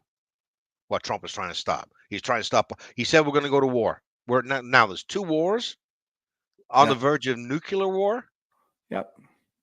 Homelessness, all the people that just stream it. And guess what? It's in every country, every Western country. Yep. Weaponized migration. Yeah, exactly. And this is all comes back to George Soros's open society. Yeah. And it all so yeah, and I think the CCP as well. Like weaponized migration is one of the strategies that they talk about in unrestricted warfare as well. Yeah. I think they have a different term for it, but I say weaponized migration because that's what they mean. Well, that's what they were doing in World War II. Yeah. It's like we'll destroy the city, and everybody's going to start rushing towards the West. The Russians, perfect. We will bomb the snot. And where are the Germans going to go? They're not going to go towards the Russians. They came straight, and it was all refugees. Now you got to deal with a war. Now you got to deal with 1 million refugees. But the thing is, now the refugees that we have now are. Remember when the Americans said we're going to go fight we're going to go fight in the Middle East so we don't have to fight them here? Yeah. Guess what? They're here now. You had your fight, and you created a lot of enemies right there. Yeah. You killed my dad. You killed my uncle, and I was 5. I am now 25. Yeah. And I'm going back to I'm going to Canada. I'm going to England. I'm going to Europe, and there will be an intifada, and they are there calling for it openly in the streets. Yeah. And what do the police do? Nothing. Oh no, they'll bring them coffee and hold the doors open for them. Maybe cordon off downtown Ottawa so they can do their march around the National War Monument, where the veterans aren't allowed to ride their motorcycles. Yep. So yeah, I mean, we have this kind of two-tier justice at the moment. I think it goes back to Herbert Marcuse's essay. It was called Liberating Tolerance, which is actually repressive tolerance. It's intolerance towards all things right-wing and blanket tolerance towards all things left-wing. And Hamas is part of the global left, the global progressive movement, according to what's her name? She's the one with the gender as a social construct there. It'll come to me anyway, but she's a boomer professor and the seminal thought leader on the left, and she identifies Hamas as part of the global left. So yeah, I mean, the left gets to run amok as much as they want, but anytime if anything even remotely right wing, not that I'm saying Rolling Thunder is right wing necessarily, it's really just a bunch of veterans who I am right in the center. Yeah, I'm right in the center, but they've gone so far left. I am not you're right wing to them. Yeah, you're right wing to them. Yeah, like I am an immigrant. I came here in '72 with my family. I have no issues with immigrants coming into our country. Come in legally, go through the steps, and if you come into this country, you better learn how to play hockey. Right? Plain and simple. And I do feel for these people that have come into our country that have been lied to by our government, saying, look, we will help you, we'll do this, that, and the other. We will pay you, but you don't have a house. Yeah. You can't afford to buy food. You have to go to the food banks. And these kids that never know that maybe their mom and dad in India mortgaged their farm. So they can send little Rajneesh to Guelph to take a basket weaving course, hoping that he will get permanent residency because he was told in India that this is a back door into becoming a Canadian citizen. Yeah. And then once you're here for so long, you can have a visa to bring your whole family for a visit. Yeah. And then they're here and they don't leave. Yeah. So they've been lied to. Oh yeah. So I'm concerned about this country. Very concerned. I am more concerned, I would say, like with what they're doing with Gazans right now. India, like, obviously any mass immigration is going to be harmful to the society, but a lot of the students themselves that are coming here, like they do seem to be mostly, polite and nice and hardworking and stuff. Now there are the criminal elements that are coming in as well, and we're seeing lots of that. I'm not saying that doesn't exist, and clearly they can't drive tractor trailers for shit. But no, a lot of them, I think, are coming here in an earnest effort seeking a better life. Exactly. So I feel like for the most part, like we're talking about the victims in all of this. There are the elements, like the Khalistani separatists and stuff like that, that certainly are troubling. But even more troubling than that is this idea that we're going to bring, what are they saying now? Like 5,000 Gazans here, and through chain migration, they get to bring a bunch of their relatives too. Like they had one guy who brought something like 43 relatives in with him. So, I mean, you bring 5,000, you could be talking about 200,000 people here. Like it's just insane, coming from a terror state, essentially. So, that's not going to go well at all. Yeah. They voted in Hamas. Yeah, they did. They voted in Hamas. They still and still the polling data indicates that the support is in like the high 80s for. So why are they okay? I think it was back in 1967 when the PLO. I think it was 67, but anyways, they ended up going into Jordan, and the king of Jordan said, "We do not want you here," but they came in as refugees. Yeah. Then the Palestinians started up their own political party, and then they started to run for government. But they weren't Jordanians. Yeah, they're ethnically Jordanian for the most part. No, the Palestinians Yeah. left and they went into Jordan, and they weren't Jordanian citizens. And they said, and the king of Jordan was saying, no, you can't do this. You can't come in here and start running Jordan like it was your own country. Yeah. And then there was a Pakistani general. I saw it on YouTube the other day. And this guy killed something like 60,000 Palestinians. Wow. Jordan doesn't want them. Saudi Arabia doesn't want them. Egypt has a bigger wall than the fucking Berlin Wall. Yeah. And minefields. Bigger than Israel's. They don't want them. Nope. Nobody wants them in the area because they are bad news. Yeah. Because they've got one mindset. Kill the Jews, all Jews. Yeah. So once they come to Canada, the anti-Semitism is just going through the roof. So you want to bring them in here. Next thing you know, we have a couple of people. They are Canadians from Palestine, and we're going to vote them into power. Next thing you know, we got Sharia law, anti-Semitism. It's just going to go through the roof. Mm-hmm. They should not. I remember the Palestinians fought in the Gulf War too, in like the liberation of Kuwait, and even after they did that, Kuwait were like, "No, you guys have to leave now. you have to get out." Like, bye-bye. You can't stay. You see, like these Emiratis, the guys from the UAE, they're pretty candid about this stuff now. Like the UAE gives me a lot of hope for the area because they were lighting the menorah, during Hanukkah there last going off. So it seems like, even Saudi Arabia is coming around. We got the Abraham Accords and all this stuff. And these are the guys that are doing YouTube videos that are saying, you Westerners, you think you understand the Middle East better than we understand the Middle East?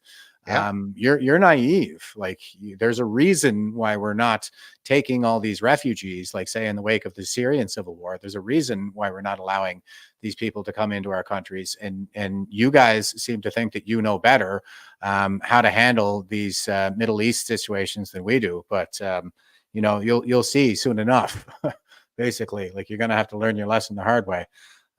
So, and I'm afraid that's just the way that it has to go for an awful lot of people, too many people in the West right now who are blind to this stuff. Right. And again, this is why I think if there's anybody that people should be listening to right now, it's probably the veterans, because like we were the guys that were over there and we kind of, we have at least some appreciation for the way things are, more so than the average Canadian for sure. I'm pretty sure, and I'm pretty sure a lot of Canadians don't know what Man Love Thursday is. No, they don't. No. We want to tell us about Man Love Thursday there, Neil? Okay. It's a tradition in Afghanistan that how can I put it? Women are for procreation. Men are for sexual exploitation. Yeah. On Thursdays, something called a T-boy. 10, 5, 6, 7, 8, 9, 10 young boys dance around in veils about a bunch of old, dirty old men. I'm talking like 50s, 60s, and maybe something a little younger in their 30s, whatever. And they bugger these boys on Thursdays. Man Love Thursdays. Yeah. And it is true. Yep. On my children's lives. It is true. There was a 100%. Couple of times. There was a Thursday we were driving down. There was this old man, and he had this kid. I think it was on a Friday, and we were driving. We just left the fob. We're going through this little town, and you see this little boy. And they put makeup on them too. They dress him up just like little girls. And this kid had mascara, tears running down his face. This kid was no more than 5. And you see this old guy sitting hunched down. I'd say he's probably, I know, maybe for an Afghani, they look old. I'd say he's Yeah. about 40 something. Mm-hmm. And he's missing a few teeth, and he's just dirty, and he's just holding onto this boy's hand like, I got you. Like, and the kid's trying to pull away. This guy's not letting him get away. And we're driving. All I wanted to do, I just want to double tap that guy. Yeah. So yeah, it's Man Love Thursdays. Yeah. So that's what veterans do. That's what we've seen. Yeah. And that perpetuates through generations. No. Through the culture. Yeah, through the culture. And it's not just Afghan. It goes everywhere. You talk like about Man Love Thursdays, is it? Boy play? Yeah.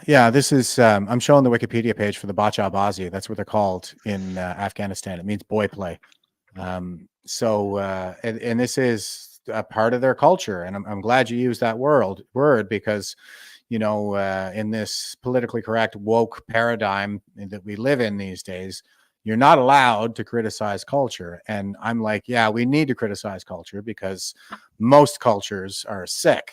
And this is one of them. This is a barbaric cultural practice. The Bacha Bazi boy play that takes place in Afghanistan. And, here's a picture. They got a bunch of these Talibastards sitting around, and this poor boy is dressed up in some kind of a dress.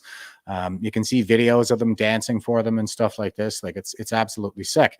And this is something that even the Afghan National Army commanders were engaged in. They'd have their own little boy toy that they'd kind of take around with them, to blow off some steam in the evening or whatever it was. But when Neil's talking about Man Love Thursday, like that's absolutely a real thing. Like I said, I worked with the drone detachment, so I got the bird's eye view. And every Thursday that we were out there, all over the rooftops, all over Afghanistan, that's what you saw, is like some greasy, dirty old bastard, all snuggled up with his boy toy on a rooftop somewhere. And not just somewhere, but even like inside the wire on our own base where we had contractors, local contractors and stuff like that. Like they were doing this on our own base. And our chain of command told us, that we weren't supposed to talk about that. You're not allowed to criticize culture. You got to turn a blind eye to that stuff. Oh, that's just their culture. Oh yeah, child rape is a part of their culture. Well, that's a sick freaking culture. And I do think that we probably should have stamped that out while we were there, but because of political correctness, we didn't. So is that only in Afghanistan they do that, or does that go across the Middle East? I'm not sure how widespread it is, but my understanding is that, I'm basically at a position now where I think this is sort of a default part of the human condition. Like when it comes to tyranny, in particular, like Aldous Huxley, he illustrated how the sexualization of children was sort of part of the natural constituent of children or of tyranny. In Brave New World, the children were forced to engage in erotic play. Of course, that sounds pretty damn familiar now. That we see everything going on around us, but everybody thought he was sick at the time for writing about it. We can see the children forced to engage in erotic play here in Canada with your drag queen grooming hours all over the place. There's the Bacha Bazi in Afghanistan. Children are sold into sex slavery in China. They're rounded up all over the world and trafficked all over the place. This is something that is gaining more and more attention these days. But I think that it's just sort of a default part of the human condition that we had more or less overcome in the West, but we fall backward, every so often. Like it is a complete taboo. You're not allowed. It's against the law to do it, and everybody knows it's wrong. But in the West, the sneaky little fuckers get around and try and get around on. These are why they get arrested for child porn, right? Yeah. So it's still part of.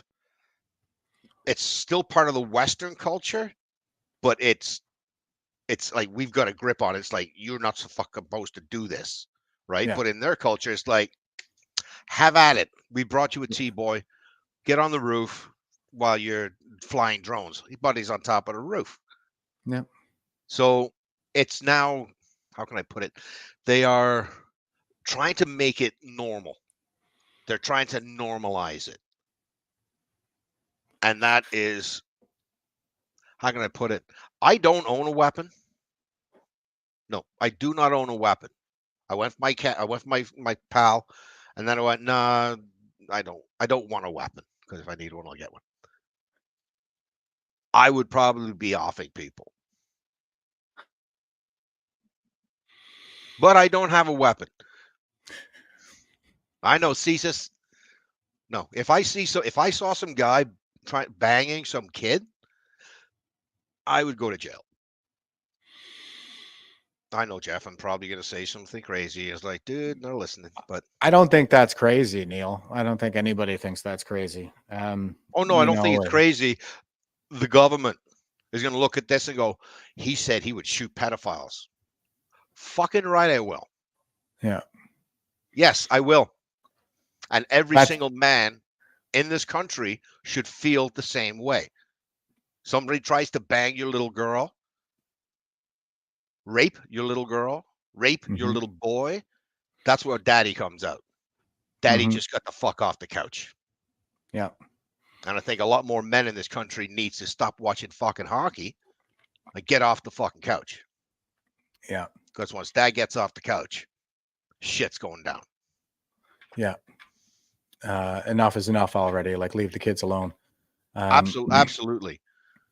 And anybody that said, "Oh, it's okay," no, you're just as fucking bad. Just it's insane. Hold on a second. Just carry on talking. I just got to get something here. I'm starting to getting thirsty. Yeah, no worries.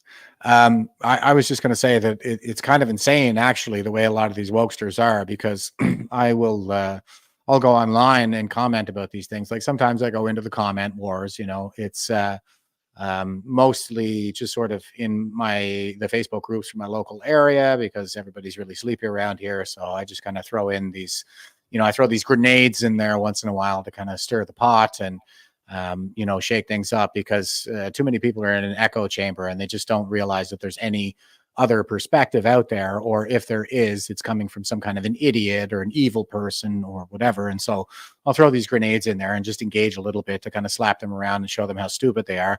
But it's alarming, the kind of comments that I'll get when I'm talking about, the sexualization of children or the medicalization of children, this sexual butchery of children that we're seeing all over the place in Canada right now, with over 700 teenage girls having their breasts removed, now permanent medical patients. And, I'll throw these comments in there about this stuff into these groups, and it's just absurd what they'll come back with. Like, first they'll say that's not happening, and then I'll show them a picture. Like when it was Pride Month, I guess Pride season, whatever it is, and I was doing a lot of posts on that, and people would say, "Oh yeah, no, men are not walking around naked in front of children," and I'll show them a picture. Like, here's a picture from behind of a naked man standing in front of a child who is clearly traumatized. You can tell by the look on their face. And, the reactions that I'll get at that point is just like, okay, well, it is happening, but it's not bad. They're just penises and all of this stuff, right? What's the big deal? They're just penises. The big deal is not the penis, it's the child, okay? Yeah. We've known for a very long time, since time immemorial, that early sexualization of children is bad for them. So it's traumatizing, and we shouldn't do it. But, here we are having to relearn these Stone Age lessons all over again. Oh, yep. Freedom Honey is with us, ladies and gentlemen. He says, "Sorry, I'm late, Jeff. That's okay, brother. But you owe me some push-ups. So drop it. Give me 20. Yeah. No. 40. I'm taking 2. Hey, buddy. There you go. Yeah. And here's another thing. There was when the Pride Parade gets shut down by Gaza Palestinians, and there was only 5 of them. Why couldn't they just walk past them? And but then you see those guys walking by with their dicks hanging out right in front of them. Yeah. Or there was one video. The guy's getting a blowjob.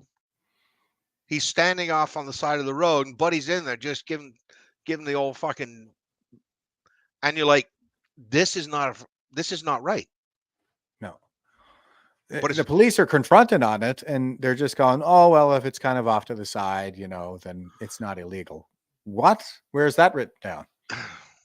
But it's illegal for me to ride my motorcycle around the Veterans Memorial. Yeah, exactly. So how do we fix bizarre this? World. How do we fix it?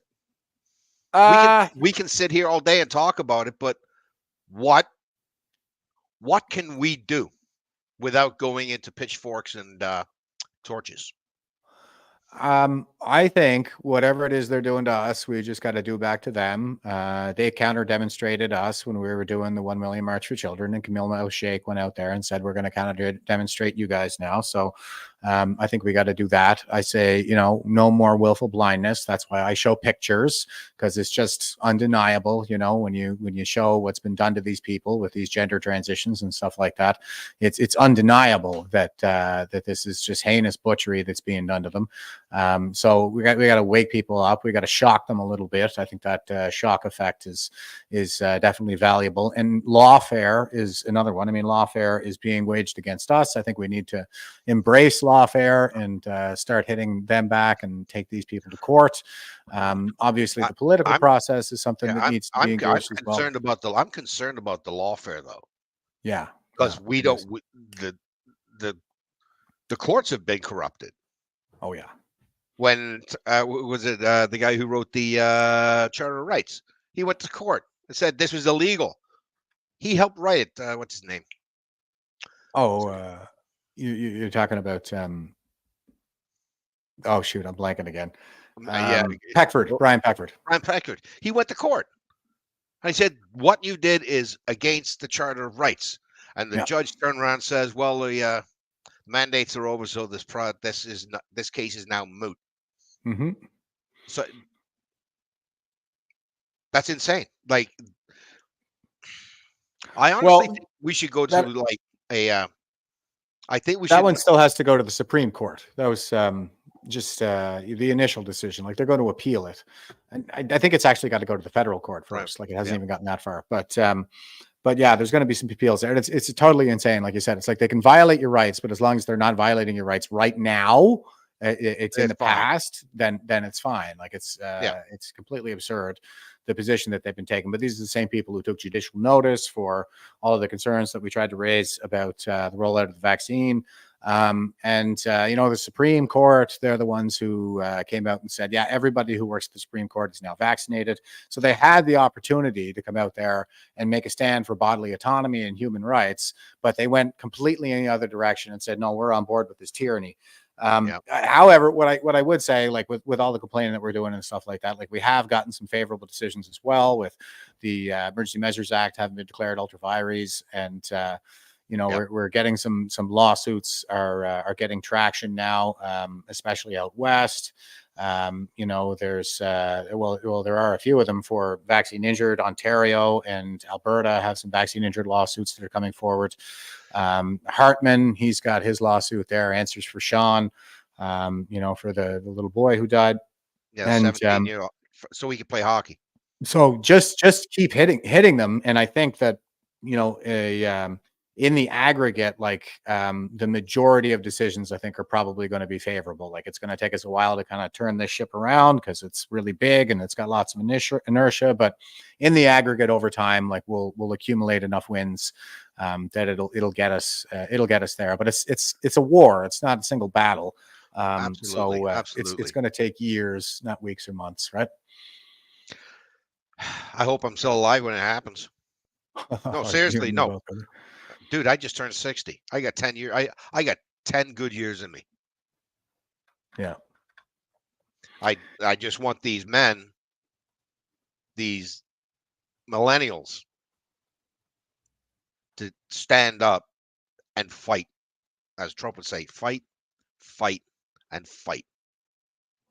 Because it's up to you guys now. And I think like that was a watershed moment. And the Gen X'ers. Oh, yeah. I think that's all we know how to do is fight. We've been fighting our whole lives. Like, we've been at war my entire adult life. So. Yeah, pretty much. Because, well, think of it this way.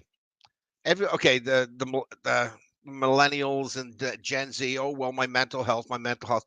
No, if you got a problem, if I got a problem with you, Jeff, it's like, you outside, let's fucking go. And we go out there and we beat the snot out of each other. Either we become absolutely hate each other for the rest of our lives, or it's like, oh, dude, want to go get a beer? Done. You get that out of your head. But now it's like, we need a pill. Everybody needs a pill. Yeah. Yeah. So millennials, you got to stand up. Gen Z, you've got to wake the fuck up. Gen Z, I'm optimistic for them. The polling data shows that they are coming out into voting age now, surprisingly right-wing, surprisingly conservative. Yeah, I think they've kind of had enough of this shit. Like they're the ones who just got utterly abused throughout the whole pandemic. And they're really waking up to just what's been done to them, I think. So it seems like I'm optimistic for guys like the Save Canada boys, you know, that that are coming out. And we saw like some of the stuff that they did. They have momentum, like they have support from the student bases and stuff like this. So I'm pretty optimistic that once they come into voting age, we're going to see that pendulum start to swing back the other way. And also that's another thing that happens at the resolution of the fourth turning. It's Gen Z coming into voting age and the boomers retiring from our institutions. And well, once that happens, the institutional power transfers to Gen X, and we've been putting up with this political correctness, now wokeness, our entire lives, and we're sick of it too. So you know, I think once we are the last generation that grew up without the internet. Yeah. I didn't have internet until I was almost 20, I think. I think it came out in like 91, 92. Yeah. But it wasn't really widely available right away. I had dial-up in the 90s and the screaming cat. Yeah. The screaming. I think I got it. I think I was 28. 28 when I got the internet. And now these kids, they grow up with a phone when they're a baby, so they can watch diddly do on the fucking phone. So they're quite savvy too. Like they're very technically savvy. I know, because I uber boomer here. I have a hard time shutting the fucking computer off sometimes. I did that video last year and I didn't even know how to turn it off. Did I turn this off? I sound like my grandmother. It's like, did I turn Jonathan? How do I turn this thing off? And the camera's still running. Everybody's watching me, laughing at me. Yeah. But these guys, they're going to be able to navigate this quickly and fast, and that's why they don't want us on the internet. Because there's actually, I said something in my speech when I was on CPAC. Politicians are terrified of three things. They're terrified of a free vote. They're terrified of free speech. And at one point in time, they were terrified of the press. They're terrified of the press because back in the day, if you had a problem with like a business or the law or something, your last resort was, that's it, I'm going to the press. They will find the truth and they will print the fact that you're doing this, this, and this. But they've been bought off. Yeah. And as I said to, I asked all the journalists that were there. There was like 5, but I looked right into the camera and I said, why did you become a journalist? Wasn't for the money. You want the truth. And you guys are the ones that are supposed to hold the government to hold its feet to the fire. Because I tell you one thing, when PP gets in, I'm not quite sure about him yet, but I'm pretty sure the lefty mainstream is just going to be all over him, like they are on Trump. They're going to be all over him. They're trying right now. Yeah. Right. So. Oh, the Liberal Party's putting out their attack ads with the side-by-side, you know, of Donald Trump saying a thing that's remotely similar to a thing that that Pierre Poilievre is saying, and they're saying that he's importing their politics in here. And it's like, well, the best 3 years of my adult life in terms of peace and prosperity in the world were during the Trump years. So maybe it's just that these ideas work, you know. Yeah. I don't know. If you think every single human being on this planet, they want to have enough food in their belly, a place to live, and a safe place for their family to grow up. Every single human being on this planet wants those three things: food in their belly, a place to live, and safety. And that's all. That's all they want to do. That's all they want to do. That's Trump and PP and all these people are saying, look, safety. There's no safety in our country anymore.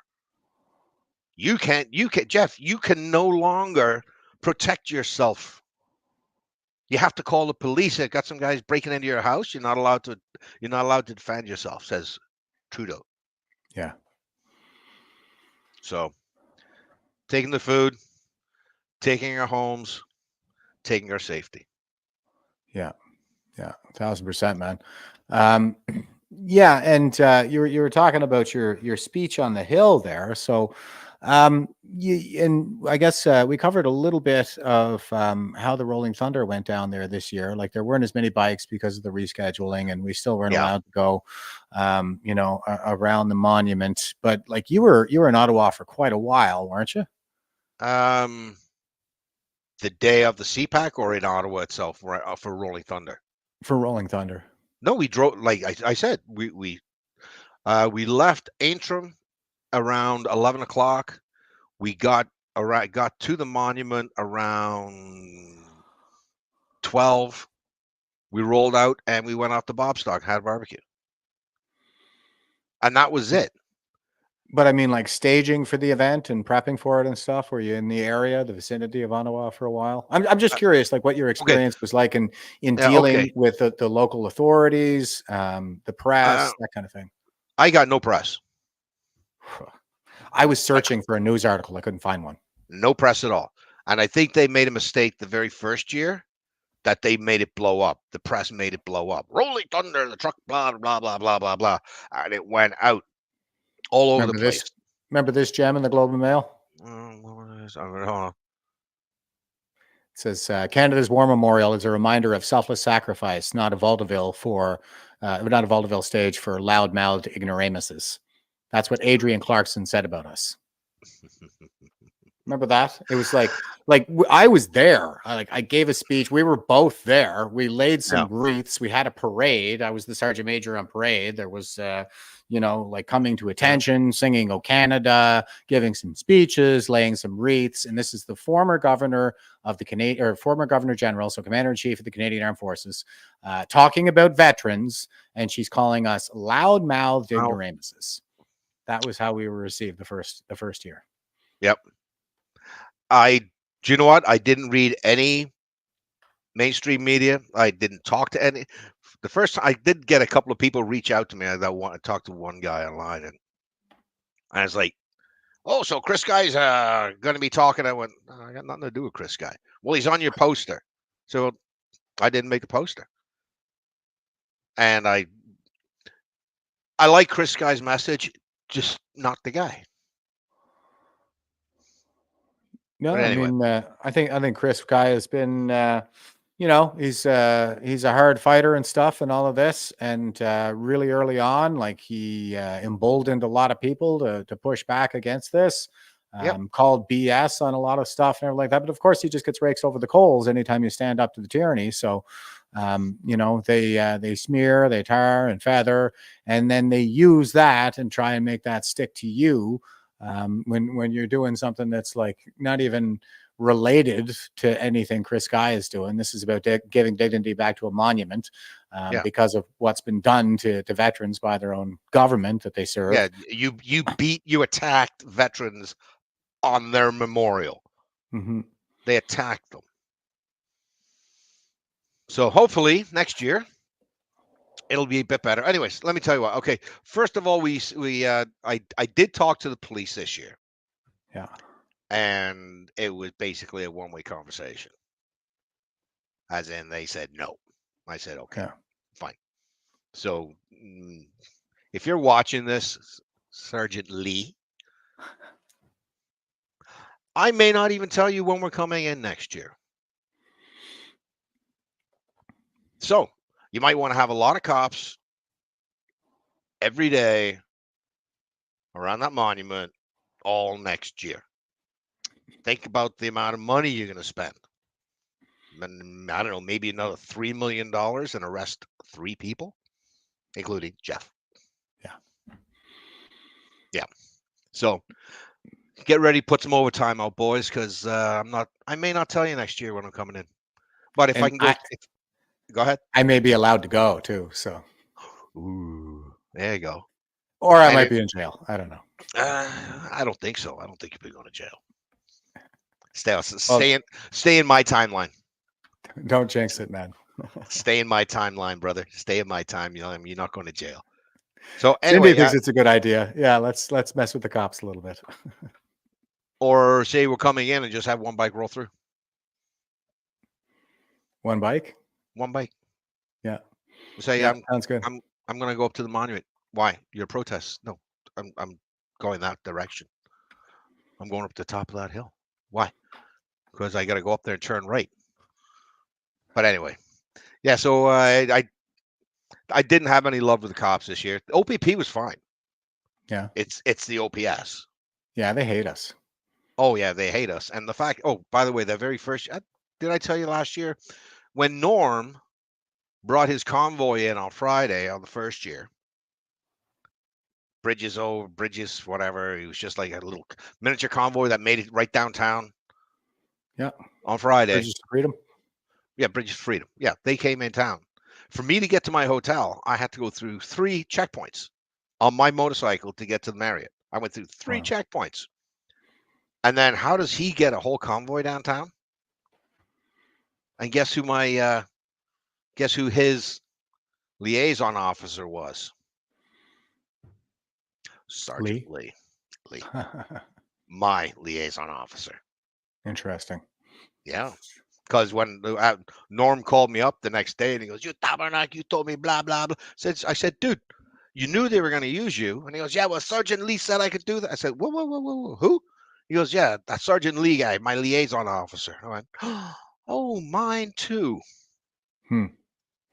So it was we all know we're stitched up because they made it look on the news like this is what's happening. And everybody on the motorcycles that were iffy about going, I don't know. Yeah. So, yeah. All right. They're making it out to be another terrorist convoy, huh? Yeah. So anyway, like I said, hopefully if we end up, I got some thinking to do because if I want to take this to court, I don't know how to do that. Plus, I don't have the money for it. Right. So I may talk to somebody, find out, say, how do I figure this out? Get a judge to work on this. To say, no, try these guys. The Accountability Project. All right, perfect. Yeah, federal not-for-profit with a mandate to advocate for human rights, including raising funds for public interest plaintiffs and class action lawsuits. Okay. So this you're gonna have to send me that. Sure, I'll drop it in the chat right now for you and for everybody else. This was kind of like the Veterans for Freedom Support Fund. It's now been migrated over to the Accountability Project. So we were raising funds to just kind of help people with anybody who was suffering under this tyranny. And we've since migrated that over to the Accountability Project for these public interest cases to help people sue our tyrannical government. So yeah, you might be a good candidate there, Neil. Reach out. Yeah, because like I said, we've done exactly what we planned on doing every single year. No deviations. Yeah. And now they're like, they're so butthurt. Yeah. So butthurt. Yeah. And apparently, what's his name? Dr. Evil, that little minion. We will chase you down, Bell. He's still He's still got a job in OPS. Oh my God. He still has a job. Jesus. And I got a feeling I think he's not. Is he the deputy chief, or maybe a couple? I think he dropped down a couple ranks, but he's still got a say in what happens. Yeah. So I got a feeling that he's got a lot to do with this. He was just Jim Watson's boy, though, you know, the mayor of Ottawa there. That's what I got from the Emergency Measures Act inquiry was, you know, because they went through, he was the third chief they had that week, and he was interim Chief Bell, not even like official Chief Bell or anything like that. So he was just the guy who was willing to beat up the veterans, and that's why he got put in that spot, hoping it would be permanent. But I think, you know, they were just using him because they knew that he was a coward, and he would just do whatever the hell he was told. And they call him Tinker Bell too. It's just for anybody who's not familiar with that story, because he let his own partner. Yeah, he let his own partner get the snot beat out of him apparently by some big biker guy or something like that. And he locked himself in the squad car and wouldn't even watch his buddy get beat up. Yeah, oh, yeah. So wow. Yeah, that's the rumor anyway. That's what they say. They call him Tinker Bell. So because he's a coward. Well, it's kind of like what's our CDS Air? Oh yeah, same thing. Same thing. Yeah. He got that job because he was the one who was willing to bully and vaccinate vaccinate all the boys. Yeah, that's right. Neil, we're just coming over the 2-hour mark here, brother. It's been it flew by.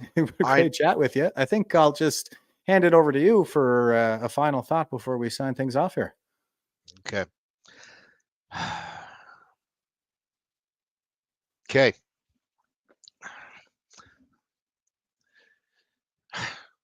I don't know how many of you people, about 4 years ago, a video came out where there's video of Justin Trudeau walking around with an ankle bracelet.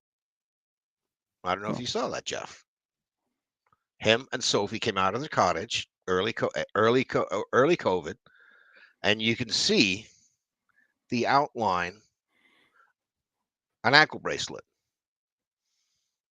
Why would he have an ankle bracelet on? There's a okay, I don't know how many white hats, black hats, good guys, bad guys. I got a feeling personally that he was arrested for certain individual things that I'm not going to say right now. But I think he's being played by the people that have access to the Epstein list. Like, they're not going to put it out. They're going to blackmail people. They're going to make them do things. Do you really think Justin Trudeau is in control of this country? No, sir. Not at all. And do you think that maybe someone's saying, we're going to make you make it so bad for the Canadians that they will wake up? I don't and know. because there's one thing that, what does Justin Trudeau love the most? Himself. Mm-hmm. And he's been doing he does so many strange things, insane things. And do you really think last year, was it last year? I think it was last April, not this past April, April before, when he got that Dumb and Dumber haircut? Yeah. Do you think he did that by himself? Do you think he did that voluntarily? Or do you think that might have been a punishment? Oh, I think whoever cut his hair was definitely, yeah. There's a punishment. And right now, Justin Trudeau is a global pariah. Mm-hmm. He cannot go anywhere. And he wanted to be the Vogue boy. He wanted to be the GQ boy. He wanted to be the everybody loves me. Nobody likes him in the world. Politicians hate him. Yeah. Canadians hate him. A lot of people in the world look at Justin Trudeau and go, fuck you. You're a drama teacher. And that's the biggest punishment towards him, because he can't go anywhere. Have you noticed how his security detail looks like Donald Trump's now? It used to be 10 cops. Now he's got 50 cops and he's got wagons and stuff like that. So I honestly think that Justin Trudeau is being played to wake Canadians up. That's just my opinion. But when you see him walking around, actually about 2 or 3 videos, and it's different spots where you can see the outline on his pants, and you see it on Sophie's pants. Mm-hmm. So, my thought of the day, Jeff. All right. I know I put you on the spot there. So all right, brother. You're like, what the fuck is he talking about? No, I appreciate it, man. I know that he is just the Wizard of Oz. It is the puppet master that we're after here. So I encourage people to perhaps not be naive with respect to what's really going on here. I mean, I think this is World War III. It's just that it's been all soft power up to this point. It's not kinetic. I think the CCP are probably running the same agenda that they ran in Sri Lanka, where they basically captured the elites, got them to borrow tons and tons and tons of cash from China, and even went to China for a bailout when they couldn't pay it. Instead of going to the IMF, they didn't even so much as call the IMF to see if they could get any kind of bailout measures like they did for Greece or anything like that. Not that, I'm saying that's necessarily a good thing, but it's still preferable to going to the CCP and becoming utterly dependent on them. And now these other countries like India, neighboring countries of Sri Lanka, are trying to band together to bail them out and tear them away from the clutches of the CCP. And that's how they implode a country. And they end up with these international ports in a very strategically located position right off the coast of India. I think that's what they're essentially doing. It's kind of like McKay said in that clip that I showed there, where he said that they're trying to turn us into a vassal state.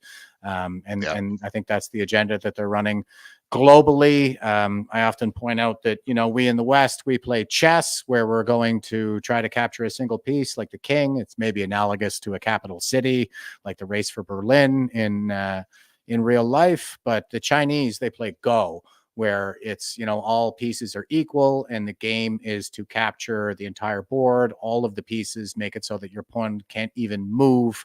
And that's how you win. And that's what I think we see them doing, is they're infiltrating all of our institutions, the business sector, the political donor class, the politicians are borrowing left, right, and center. And it's not quite the Belt and Road Initiative that it is in other countries, but it's kind of just a repackaged Belt and Road Initiative for Canada. So that's the basic strategy. It's the kind of thing that we can't really know for sure at this stage, but we got to make judgment calls. So that's kind of where I landed. And whoever is pulling the strings, though, it is not Justin Trudeau. That guy, that duplicitous Ken doll, has never had an original thought in his head. So don't fool yourselves on that one. All right. Well, Jeff, it's been a pleasure, man. And to everybody, likewise, I'm going back into the comments. I was in private chat for a second. All right. Christine, Cindy, Aldi, Cindy, and I'll plug the Veterans for Freedom website while you're just checking that, and then we'll throw out a few comments before I sign off. Subscribe to our newsletter here. Join Veterans for Freedom if you're a veteran here. Shiloh, I saw your comment earlier. I think it was on a previous episode, actually. You didn't hear back about your membership yet. So I actually just sent an email off while I was streaming here with Neil about that. We're going to follow up for you, brother. And you can support Veterans for Freedom by clicking support here. Like I said, we've migrated the support fund over to the Accountability Project. So that's offline right now, but the V4F donation to help us with our monthly costs, keep our website going, my StreamYard account, that kind of thing. We really appreciate whatever it is that you're able to give. And that brings us all the way back around to Dennis Prager, who reminds us that more harm was done in the 20th century by faceless bureaucrats than tyrant dictators. And I think that is absolutely the case with us as well.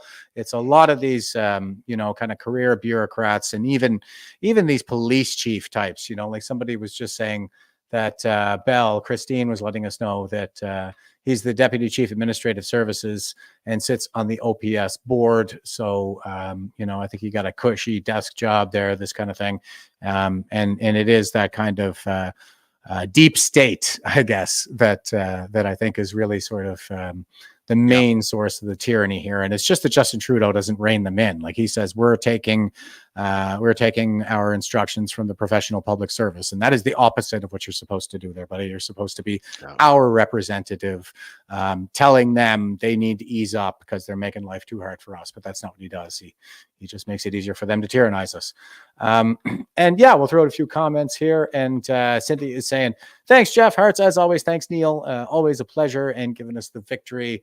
We appreciate you, Cindy, for always tuning in. Evelyn is saying, take care. Joanne P. over on Rumble is saying, thank you for everything, Jeff and Neil. We appreciate you guys for tuning in. And Neil, it's always a pleasure, brother. And I really look forward to the next time that I can participate in a Rolling Thunder, whenever that may be. But if we don't get there, maybe I'll see you when I go back for court there in the end of August. So I'll put the APB out, and it might be nice to maybe get together at the monument or something with a few people. I'm allowed now. Yeah, if you can make it into Ontario, come down to Peterborough. I got a place. Sounds good to me, brother. We'll be talking to you soon. All right, everybody else, I love you all. Take care, and remember, God does love every single one of you, and He has a plan for you. All you have to do is reach out and take it and use it. Amen. All right. Thanks a lot, Jeff. Thanks, Neil. Thank you, brother. And to everybody who stayed with us here, stay frosty and stay safe out there. Won't you help to sing these songs of freedom? It's all I ever have. Redemption songs.